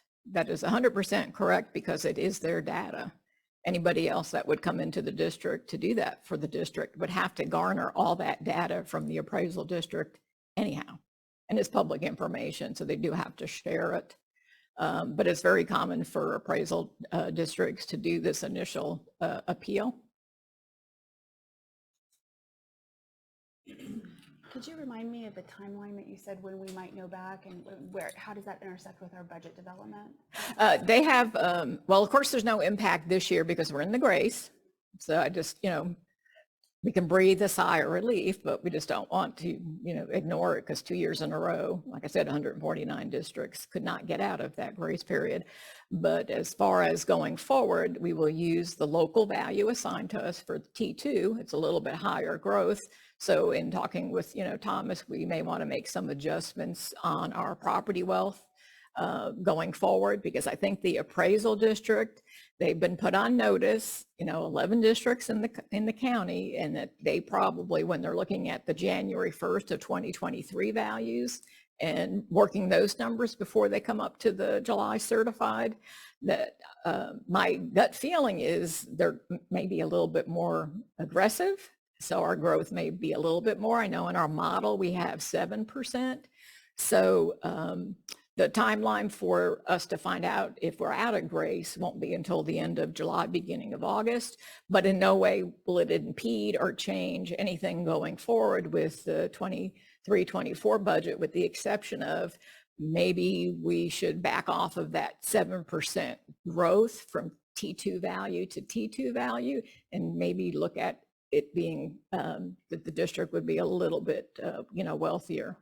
And that's just one of the many moving parts in trying to determine what our state funding will be, particularly in a legislative session year. Did that answer your question?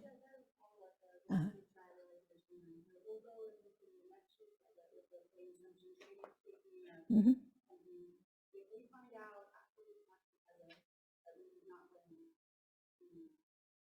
Appeal. No impact. Nope.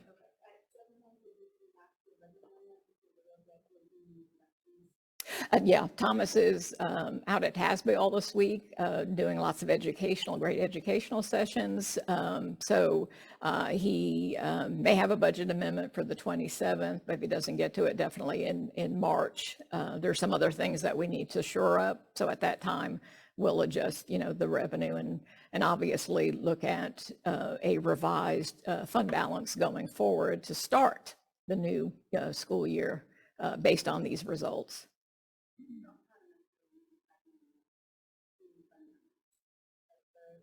Am I looking at this correctly, that at some point in the future, we could get into a situation where we would need to cut that amount of programming to stay with the same fund balance?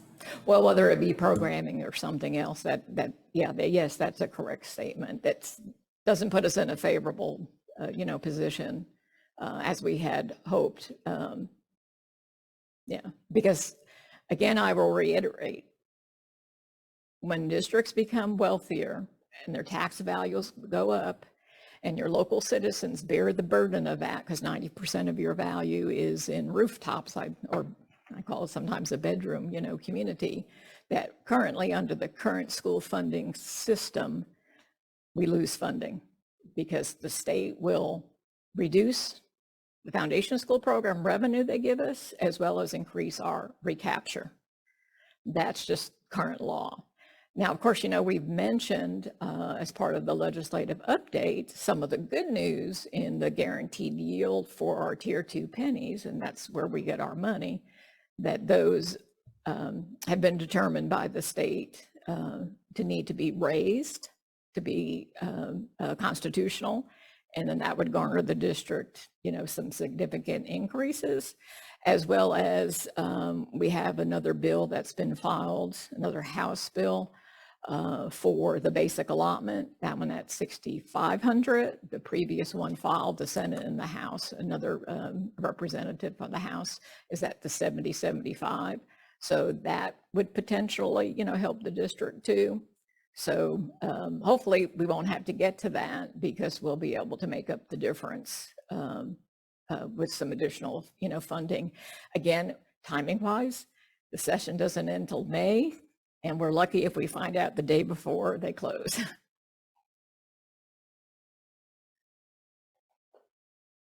Thank you. There's a lot of complexity to this discussion. So I appreciate you taking the time to share with the board and update us.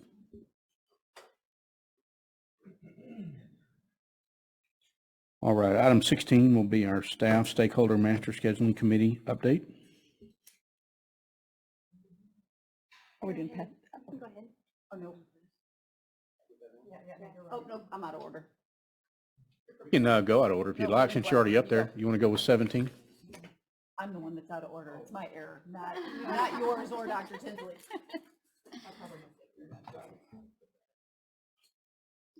A little different when you have a morning meeting, right? So, okay.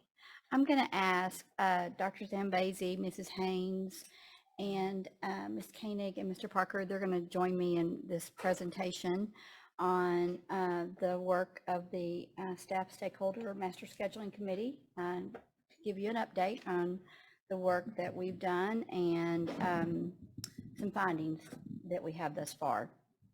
One of the things I do want to just this statement here about school schedules should meet student needs and ensure that teachers are primed to deliver engaging, rigorous content. So when we're looking at master scheduling, it's looking at this, how we're serving students throughout the school day, but also what are we doing to also ensure that teachers have some concentrated time in order for planning and preparation to deliver the content.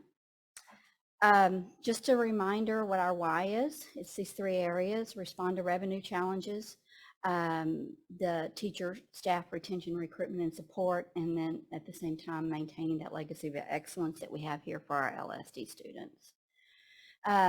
Just want to revisit our how. We established the staff stakeholder committee to look at the 5 master scheduling models, staff shared a timeline, and then systems for feedback. So just we have representation from all campuses, all departments, and so this is just a reminder of who's currently serving on the committee. And the committee's work, when we looked at the 5 models, we were looking at the 7-day period, 8-day period, and block schedule, which all impact Willow Springs and Lovejoy High School. And then we also looked at the 4-day student instructional week model, and then also additional staff planning days. And we measured those in the 3 areas. Just to kind of recap the committee's work, we've been reviewing research, impact of master scheduling models. There's some of those models that have more research than others just because of the acceleration of the change and how quickly things are moving. We did some information gathering through research. We're coming together. We've met a couple of days together, and we brought together some of the research for the committee to read and to provide some feedback and input on. We did a survey to get an initial pulse from the community and from parents and from staff on the scheduling models, really to gain some insight for the committee on what we needed to do as far as next steps and further study. And then we've been looking at districts implementing the various scheduling models. So we're in the process right now of analyzing that information gathered and report findings to the Board of Trustees, which we are today. So just want to explain the survey. I know there's been some questions out there of why the survey was developed like it was, and but to give some background on this. So we issued the survey February 1st and closed it on the 8th for our staff. There's a separate survey for staff, separate survey for parents. There were a lot of similarities in both. Each of the surveys contained 20 to 24 what we call Likert scale questions. And they're closed questions. They're actually a statement that we put out there that, it's to get the initial beliefs and opinions. It's not a vote. It's just really a gathering of opinions and beliefs about the various scheduling models. And then we also included in the survey an option for comments as well. So the committee felt that this was a good path to get an initial pulse of the staff and parents on the 5 scheduling models. And there was questions, why did we not give specifics on the dates or the times and what that would actually look like? When you look at the big picture, there are multiple iterations that we could do for each scheduling model. So that's why at that time, that initial survey did not include that information. It doesn't mean that it might be coming forward, but at that time, it was just basically to get preliminary beliefs and opinions about those models. And again, the purpose was to guide the committee's future planning and further study. Lifting out some themes from each of the surveys. When I say themes, we look at comments, we look at kind of the overarching percentages that we got from the questions. So some themes under each of the 5 models from staff for the 7-period day. Themes were they felt that staff felt like if you went to a 7-period day, it would limit student opportunities. They felt like it was a neutral impact on legacy and excellence, basically across the board.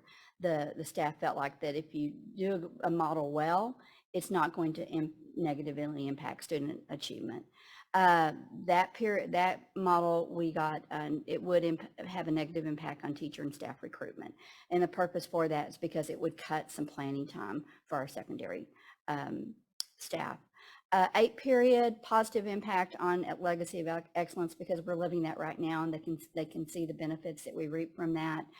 They felt like it would have, again, a neutral impact on students' performance, but it would have a positive impact on teacher and staff recruitment and retention. And again, I think part of that is because they have extended planning periods in preparation.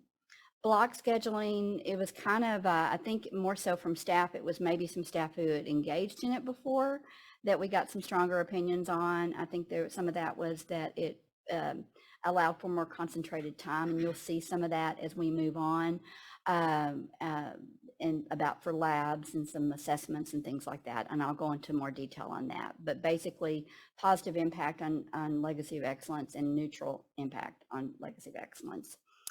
4-day instructional student week, that was overwhelmingly a positive impact on teacher staff recruitment and retention from the staff's perspective.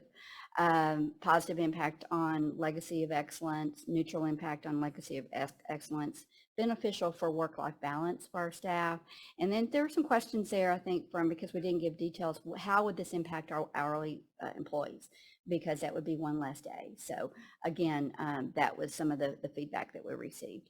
Additional planning days, overarchingly, it was positive impact on recruitment and retention of staff, and definitely if teachers have more time to plan, that would have a positive impact on student performance. From parents' themes, 7-day period, again, that kind of mirrored what the staff thought, is that it would limit the student opportunities that we are currently offering our students. For the most part, parents felt like that would have a negative impact on our legacy of excellence here in Lovejoy, and some felt like it was a neutral impact. 8-period, positive impact on students and neutral impact on students.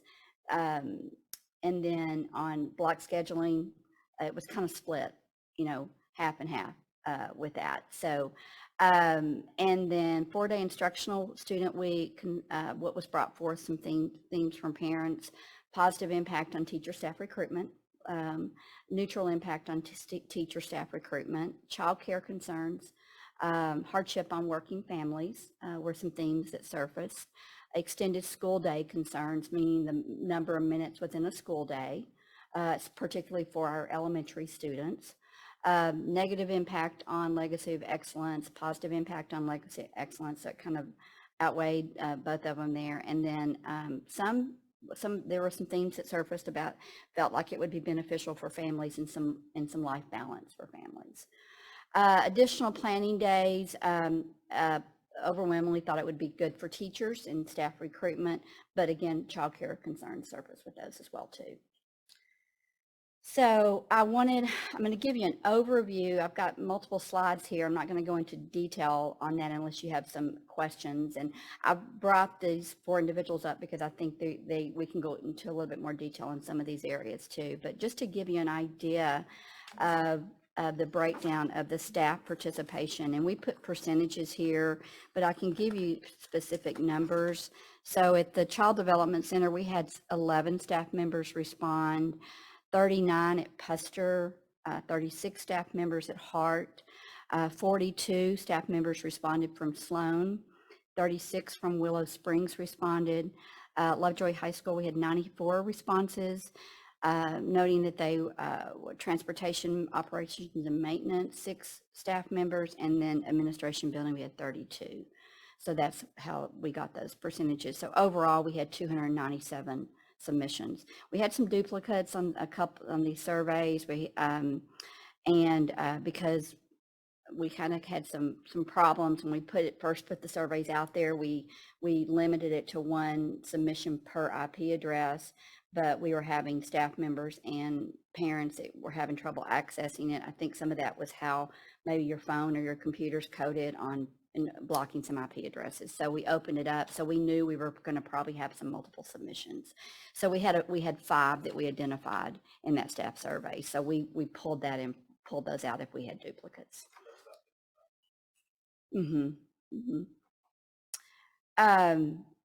Then for our parents' participation, we had 1,191. We did identify 76 duplicates, so we removed those just to make sure the data was not skewed. So anyway, we had Lovejoy Child Development Center, 37 parents responded, 3.1%. Puster Elementary, 23.1% of the overall, and that was 275 parents responses. Hart had 273 responses at 22.9%. Sloan Creek had 376 responses at 31.6%. Willow, 398 parents responded, and Lovejoy High School, 582. So the way that I'm going to present this next is I'm going to take each of the scheduling models. I'm going to lay it out to where the findings that the committee had through the work that was done, and then the actual breakdown of percentages. So for the 7-period day, possible benefits that the committee lifted out, this was the model that would be the most cost savings.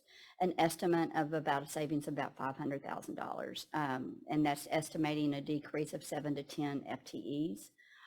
Combined for both of those campuses. Also, it may be beneficial because you may have slightly longer class periods for instructional purposes. Challenges that the committee felt for the Lovejoy community is that we would offer fewer electives, fine arts and athletic classes. It would be loss of one of the 2 daily staff planning periods that we currently have. It could impact student morale with less electives and less learning opportunities, which impacts teaching and learning, and then and then potential for more athletes in athletic periods. So the classes would grow because we'd have to combine some of those groups. And when you look at the staff survey on that, pretty much the 7-period day negatively impacting, it was kind of across the board. Similar 7-period schedule is the best option. Our staff pretty much, when you look at it, disagreed with that. It would improve secondary staff retention. Again, that came out in the themes. Staff did not feel like it would improve staff retention. And then the same thing that has to do with motivating me to remain in the district. So these were statements that we had in the staff survey. Impacting student achievement, the percentages there you'll see, and then positive impact on maintaining legacy of excellence. I think it was more staff that disagreed on that, and neutral as well, neutral impact. Again, I think what it is, when we look at any of these models, it's the quality of how you implement. And as a committee, did not feel like that any of the models, if it was implemented well, would would negatively impact the legacy of excellence. So that was parent surveys there. And the 7-period day would improve secondary staff teacher retention, recruitment, and support. And I think from parents, what you saw, this was probably the one of the models that parents felt very strongly about in some areas, because it is taking away that additional option, you know, of electives and exploration for our students. So the committee's finding on the 8-period day, the benefits, it wouldn't be any increase in cost, allows for the 2 planning periods. It's consistency for our students and our staff, no changes. Varsity, JV, and freshmen would have separate athletic class periods. It maintains those opportunities for students to explore multiple areas of study, and then feel like it's a recruitment for Lovejoy scholars. That's some input that we received with some of our inquiries for people wanting to come here. Possible challenges, again, it would not really help from a financial revenue challenge. There are shorter periods, so that requires before and after school practices, and they are shorter periods. So from a teacher's perspective, the in-depth learning can be challenging sometimes. There are multiple transitions throughout the day for our kiddos, a lot of movement going on, and then there are higher student caseloads for our staff. So from our staff perspective, our staff pretty much felt like it was not a high percentage disagree that it was not a good option for our students. Retention, kind of neutral impact there, but more so agreed that it would be good for retention versus those that disagreed. And that was an area, the same thing, basically about remaining in the district. From parents, pretty strongly that they felt like this was a good model that we have here, providing secondary students opportunity to pursue multiple interests and maintaining that legacy of excellence.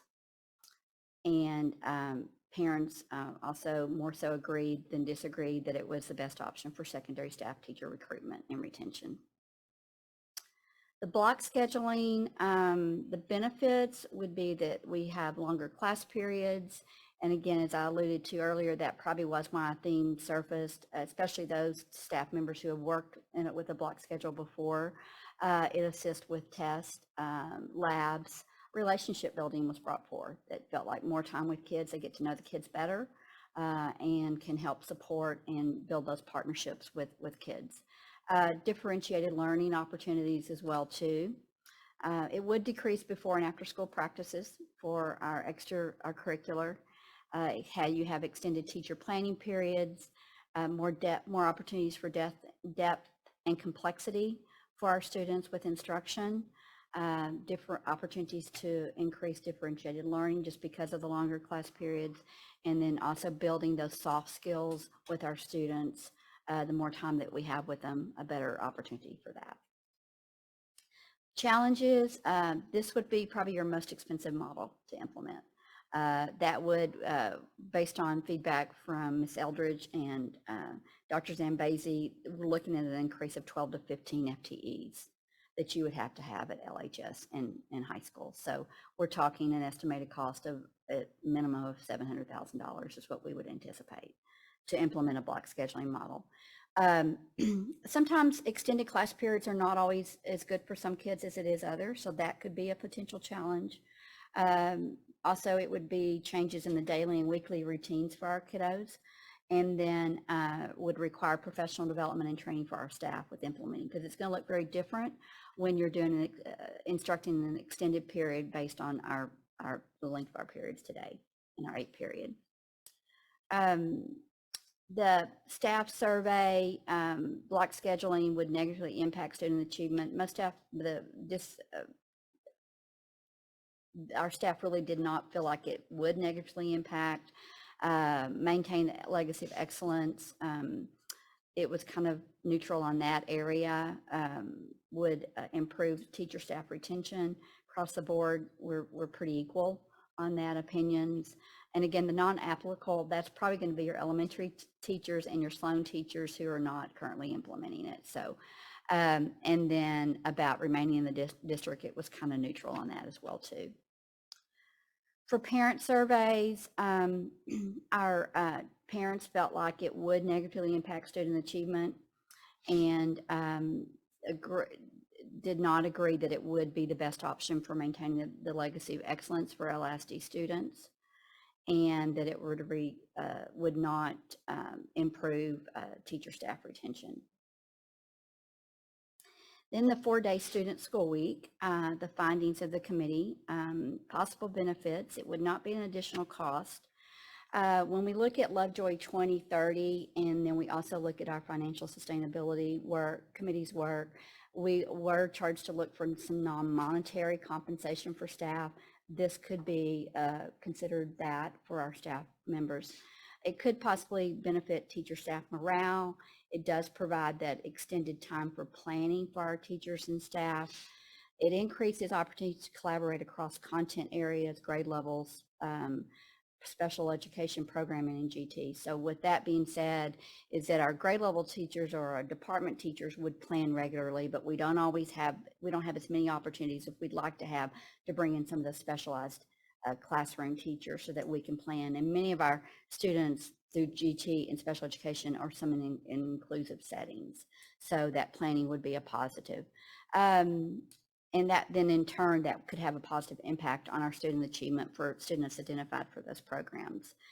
Felt like because of the extended school day, it would increase some times for more intervention, enrichment, and tutoring during the school day. Based on some studies that the committee did with districts that have implemented this model, the feedback from those districts, it has attracted and retained some veteran teachers. In fact, I was looking at a district over the weekend that they're now advertising themselves as so-and-so ISD, home of the 4-day student school week. So definitely districts are using this as a way to recruit and retain teachers. And then the theme came out also, or the committee felt like that it would improve teacher staff retention, and then it would increase time for quality planning that can positively impact student achievement.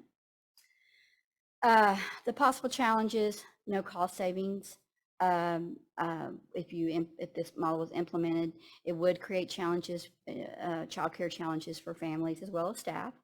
From those days that staff would have to work, that kids were not here. It would extend daily school hours.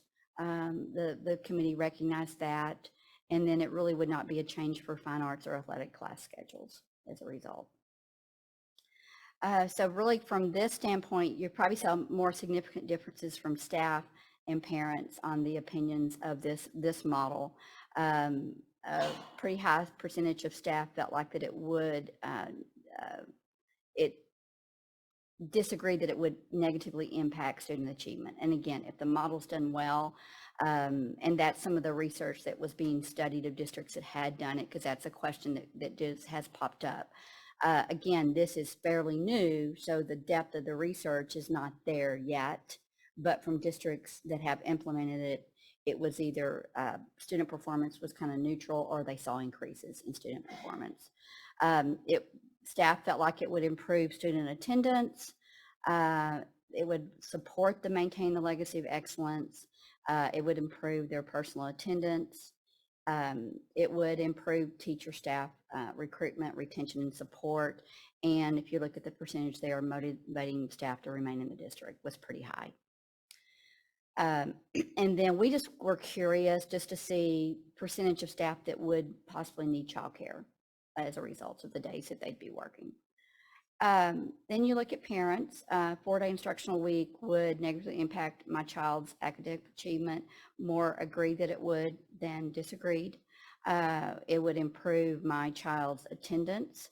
32% said they agree, 49% said they disagreed.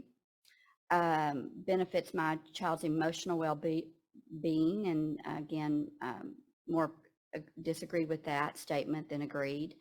And it would be the best option for maintaining a legacy of excellence. 54% of our parents disagreed, 25% said they agreed. But the similarity that you probably saw the staff survey, we had parents more parents said that they did agree that it would improve teacher staff retention and recruitment. And then we asked parents as well, of the 1,191, 22% said they would need childcare services on the non-school day of the week. So, and then additional staff planning days, possible benefits, it wouldn't be any additional cost to the district. It would give some extended planning time for teachers and staff. It would create those opportunities to collaborate and not only plan across content areas, but grade levels, special education staff, planning with general education and GT.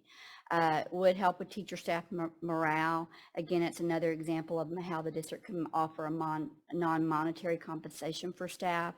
The committee identified it would improve teacher staff retention and recruitment.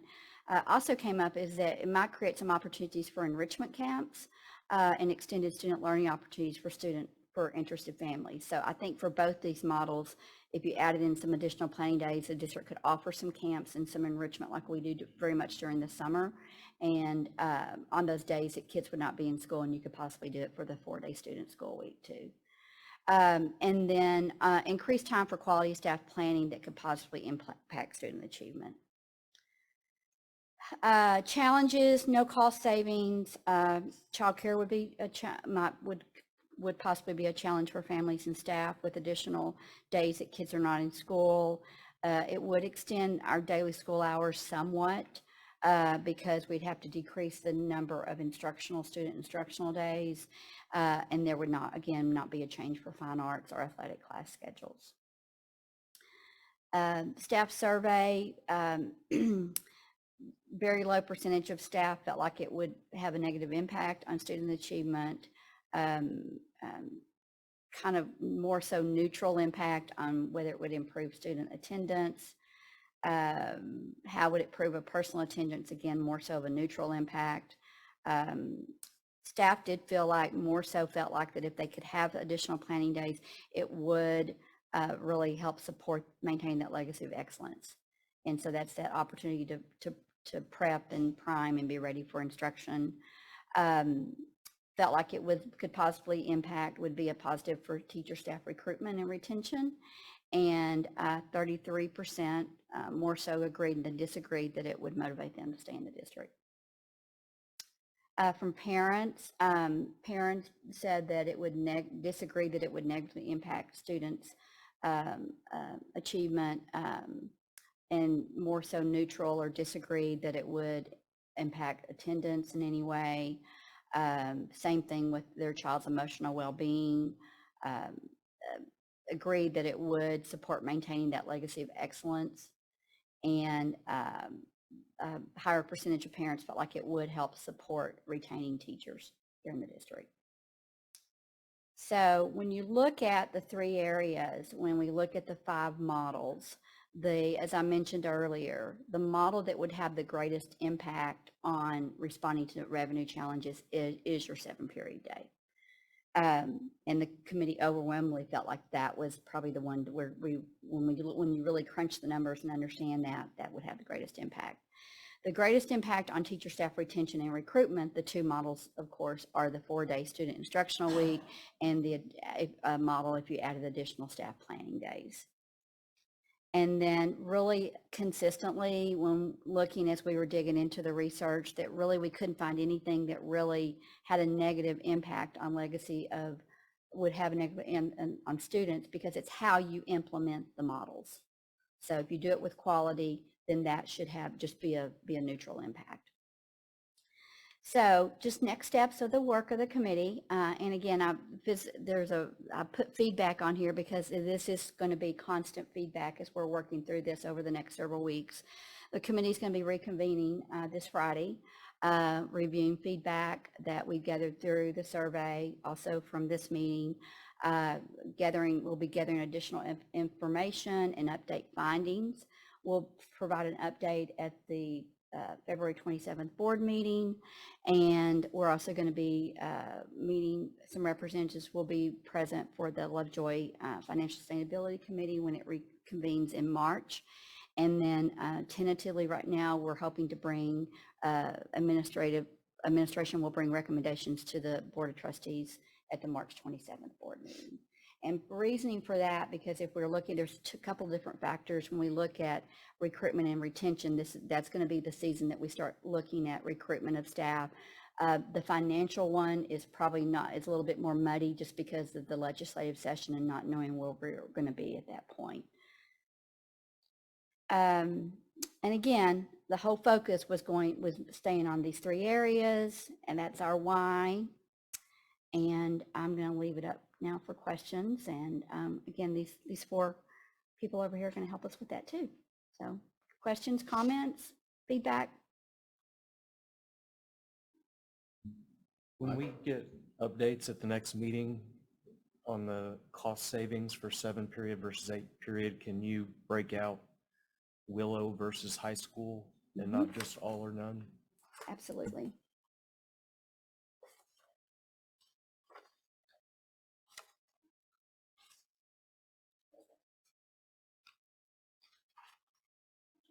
And then the other,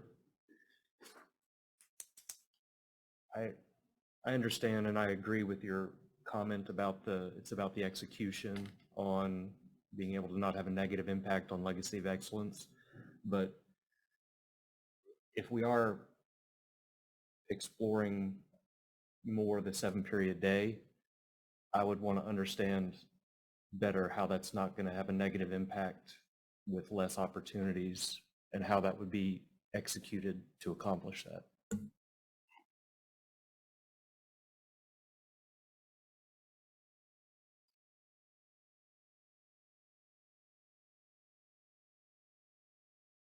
So I think it's important to note at this point that this is obviously a survey preliminary data to establish a baseline for a committee to do its work, and that obviously no conclusions or recommendations have been drawn. I think the baseline established with the data provided is a helpful starting point. And I think we'll have to weigh out the cost benefit of all these decisions. But certainly appreciate the work that's been done so far and the data that we've got to start with, for sure. Any other questions? All right, with that, we're going to take 3 minutes, 3 whole minutes, and we'll be right back.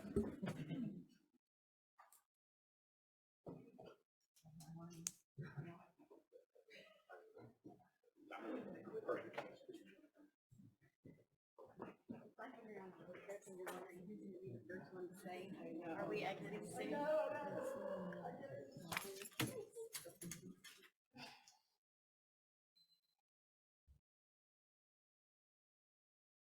23-24 budget adoption. This will be more about process and timeline, and you can expect to get some numbers on February 27th is when we'll really dig in, as Ms. Cabrera indicated earlier in the meeting. But I did want to refresh everyone's memory about how we got here, and that for the current year, the 22-23 budget development, we took a number of actions to get us prepared.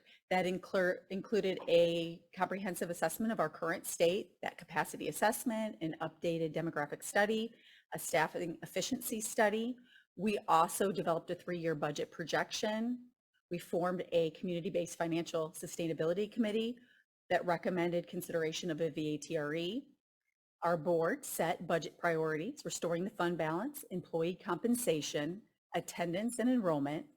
We went through a zero-based budgeting process that has achieved, oh, and I forgot a zero, 300,000 in additional efficiencies, and then implementation of financial efficiency measures. So last school year, we had 600 employees approximately, and we now have approximately 520 employees. We did about 1.3 million in staffing and programming efficiencies, and about $178,500 from other cost savings projects. We did put 2.4 million back into fund balance at the end of the 21-22 school year. So I just want to emphasize the amount of work that all of our leaders did, both at the campus level and at the district level, to make sure that we were making progress on our financial sustainability goals. Unfortunately, as the Financial Sustainability Committee dug into our financial reality and our financial projection, as Ms. Cabrera said earlier, we've got kind of a very challenging combination of stable to declining in student enrollment and rising property values, which is not our friend in the state funding formula. So the Financial Sustainability Committee, that group of stakeholders, asked that we consider a VATRE as a means to facilitate financial sustainability, and you, the board, called for that VATRE. That took place in November of 2022, and as we all know, that was unsuccessful. That measure did fail, and that was what I believe our community communicating to us, that they want us to go about addressing our financial sustainability, our revenue challenges in a different way. So we do have some current challenges facing us as we develop the 23-24 budget. We want to make sure we're retaining Lovejoy ISD's legacy of excellence. We have numerous things in our district that make us different and distinguish us from other districts, and we want to ensure our students continue to have an excellent experience. We also are facing a crisis in terms of teacher and staff retention, recruitment, and support. We've talked about this before, and the fact that 43,000 Texas educators left the profession last year. We know that based on some current research that's been done, 77% of educators have considered leaving the profession, and 72% of educators have taken actual concrete steps to do so, whether it be updating a resume, whether it be conducting a job search while they're currently employed.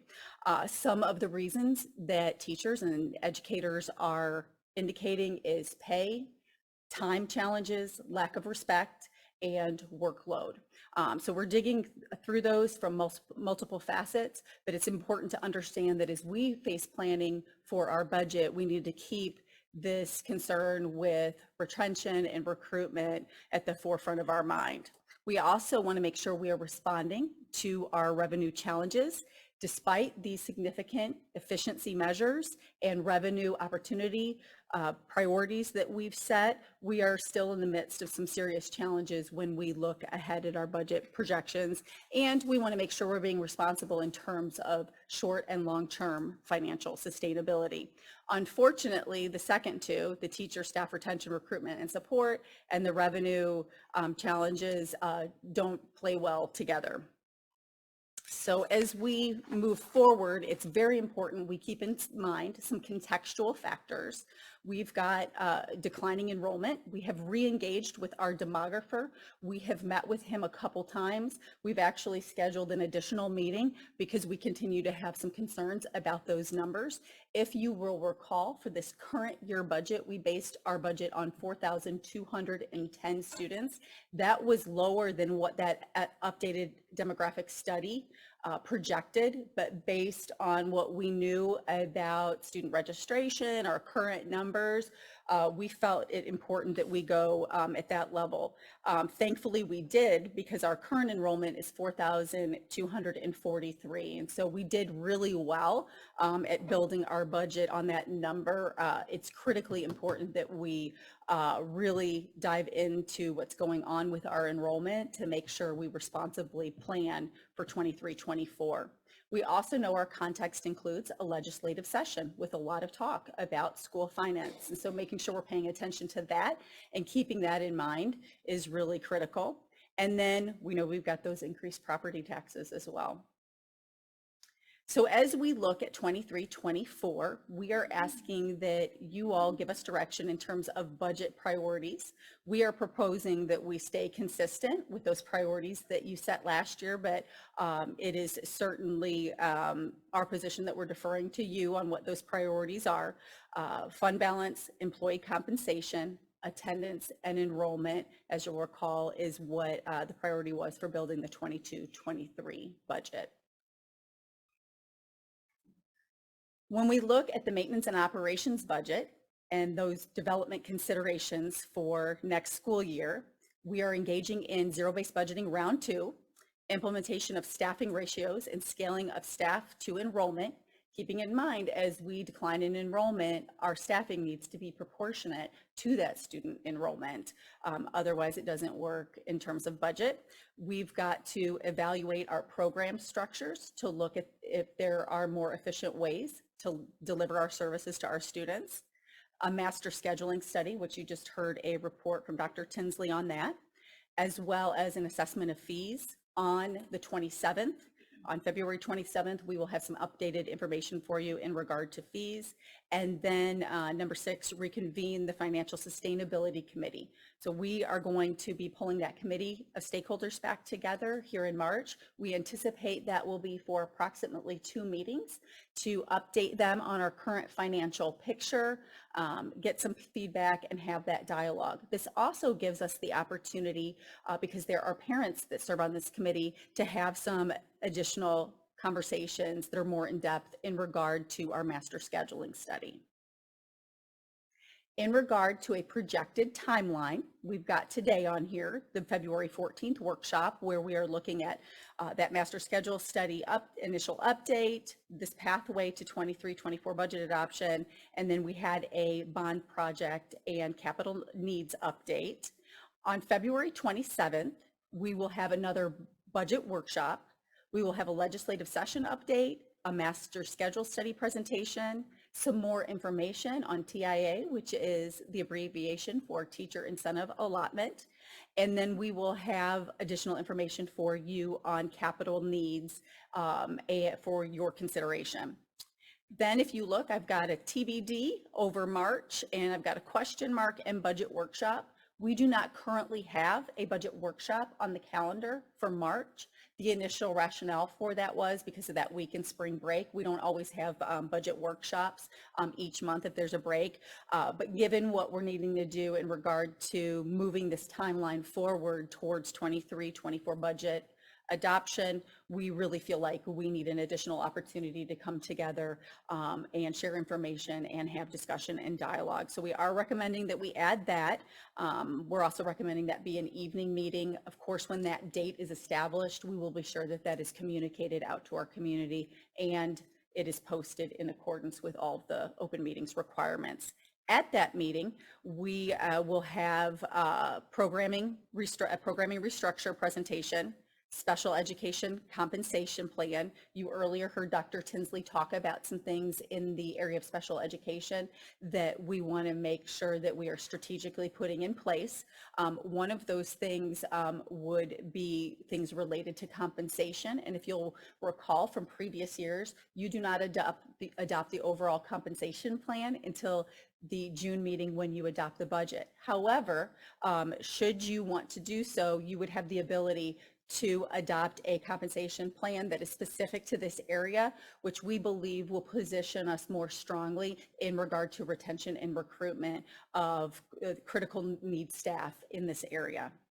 Additionally, you'll have a capital needs presentation and potentially have a presentation on it'll be an action item, I anticipate, where we ask for your consideration of capital needs, some of which we mentioned today, that you will get more detail on as we move forward.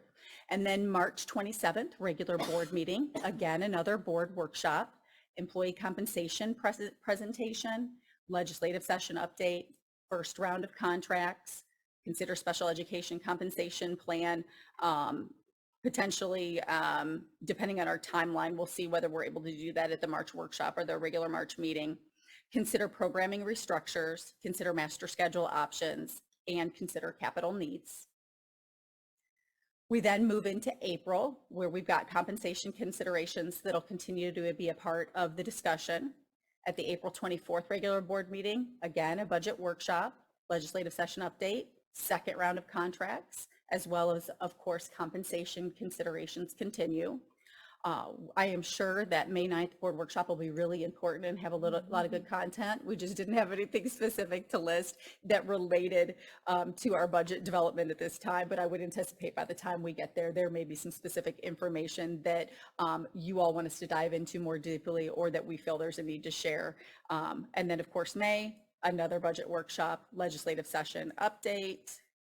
And then as we move into June, that June board workshop is when you will get the 23-24 budget proposal as well as the proposed compensation plan in anticipation of June 19th recommendation for adoption of those things. June 19th is also when that tax rate adoption occurs. Ms. Cabrera talked about the IMS side of things a little bit, and we want you to keep in mind, just because there is that tie-in with that budget adoption process, that we are looking at strategic utilization of bond funds and how that interplays with our M&O budget and our 23-24 budget development. We will also be looking deeply at department capital needs, and all of our department leaders are engaging in a needs assessment. We are going to also utilize a third party for a facilities assessment. We need to bring in some expertise so that we're able to really understand what's going on with our facilities and where we might be at end of life with some critical systems, as well as formation and convening of a capital planning committee.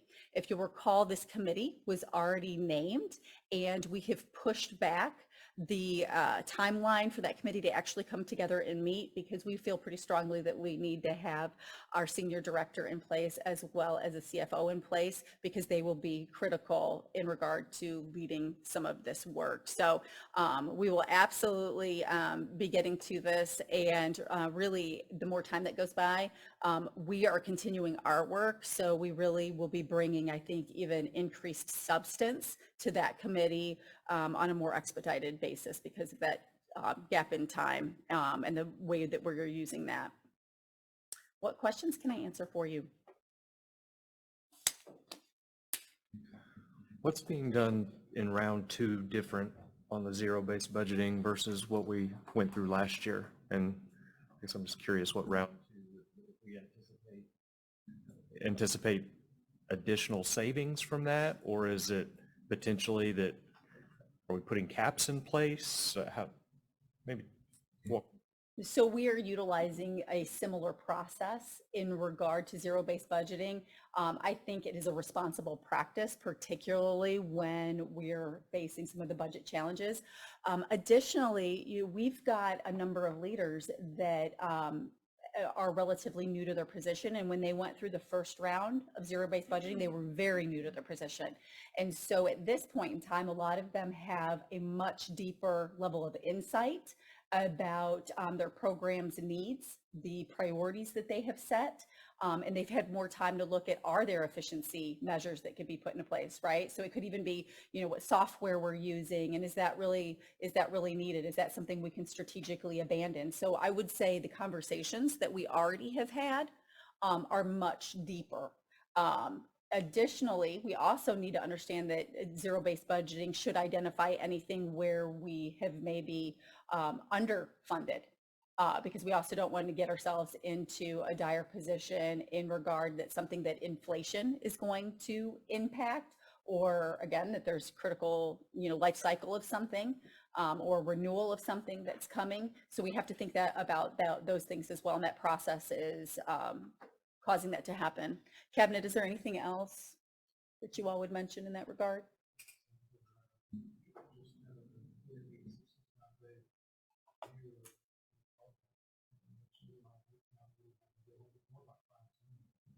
Okay, so that answer, we shouldn't necessarily assume that there's a lot more in savings. We just want to make sure we're being as efficient as possible in all of these areas.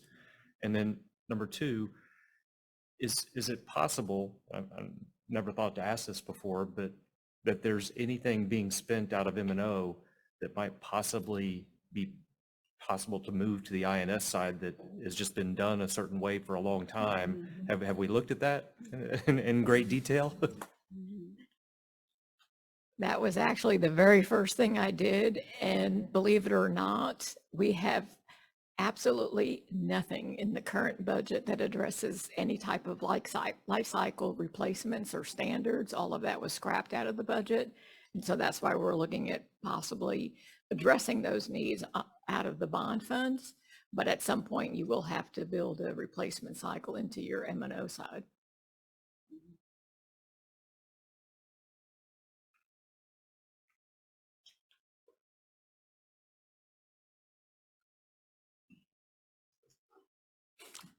Thank you for the update.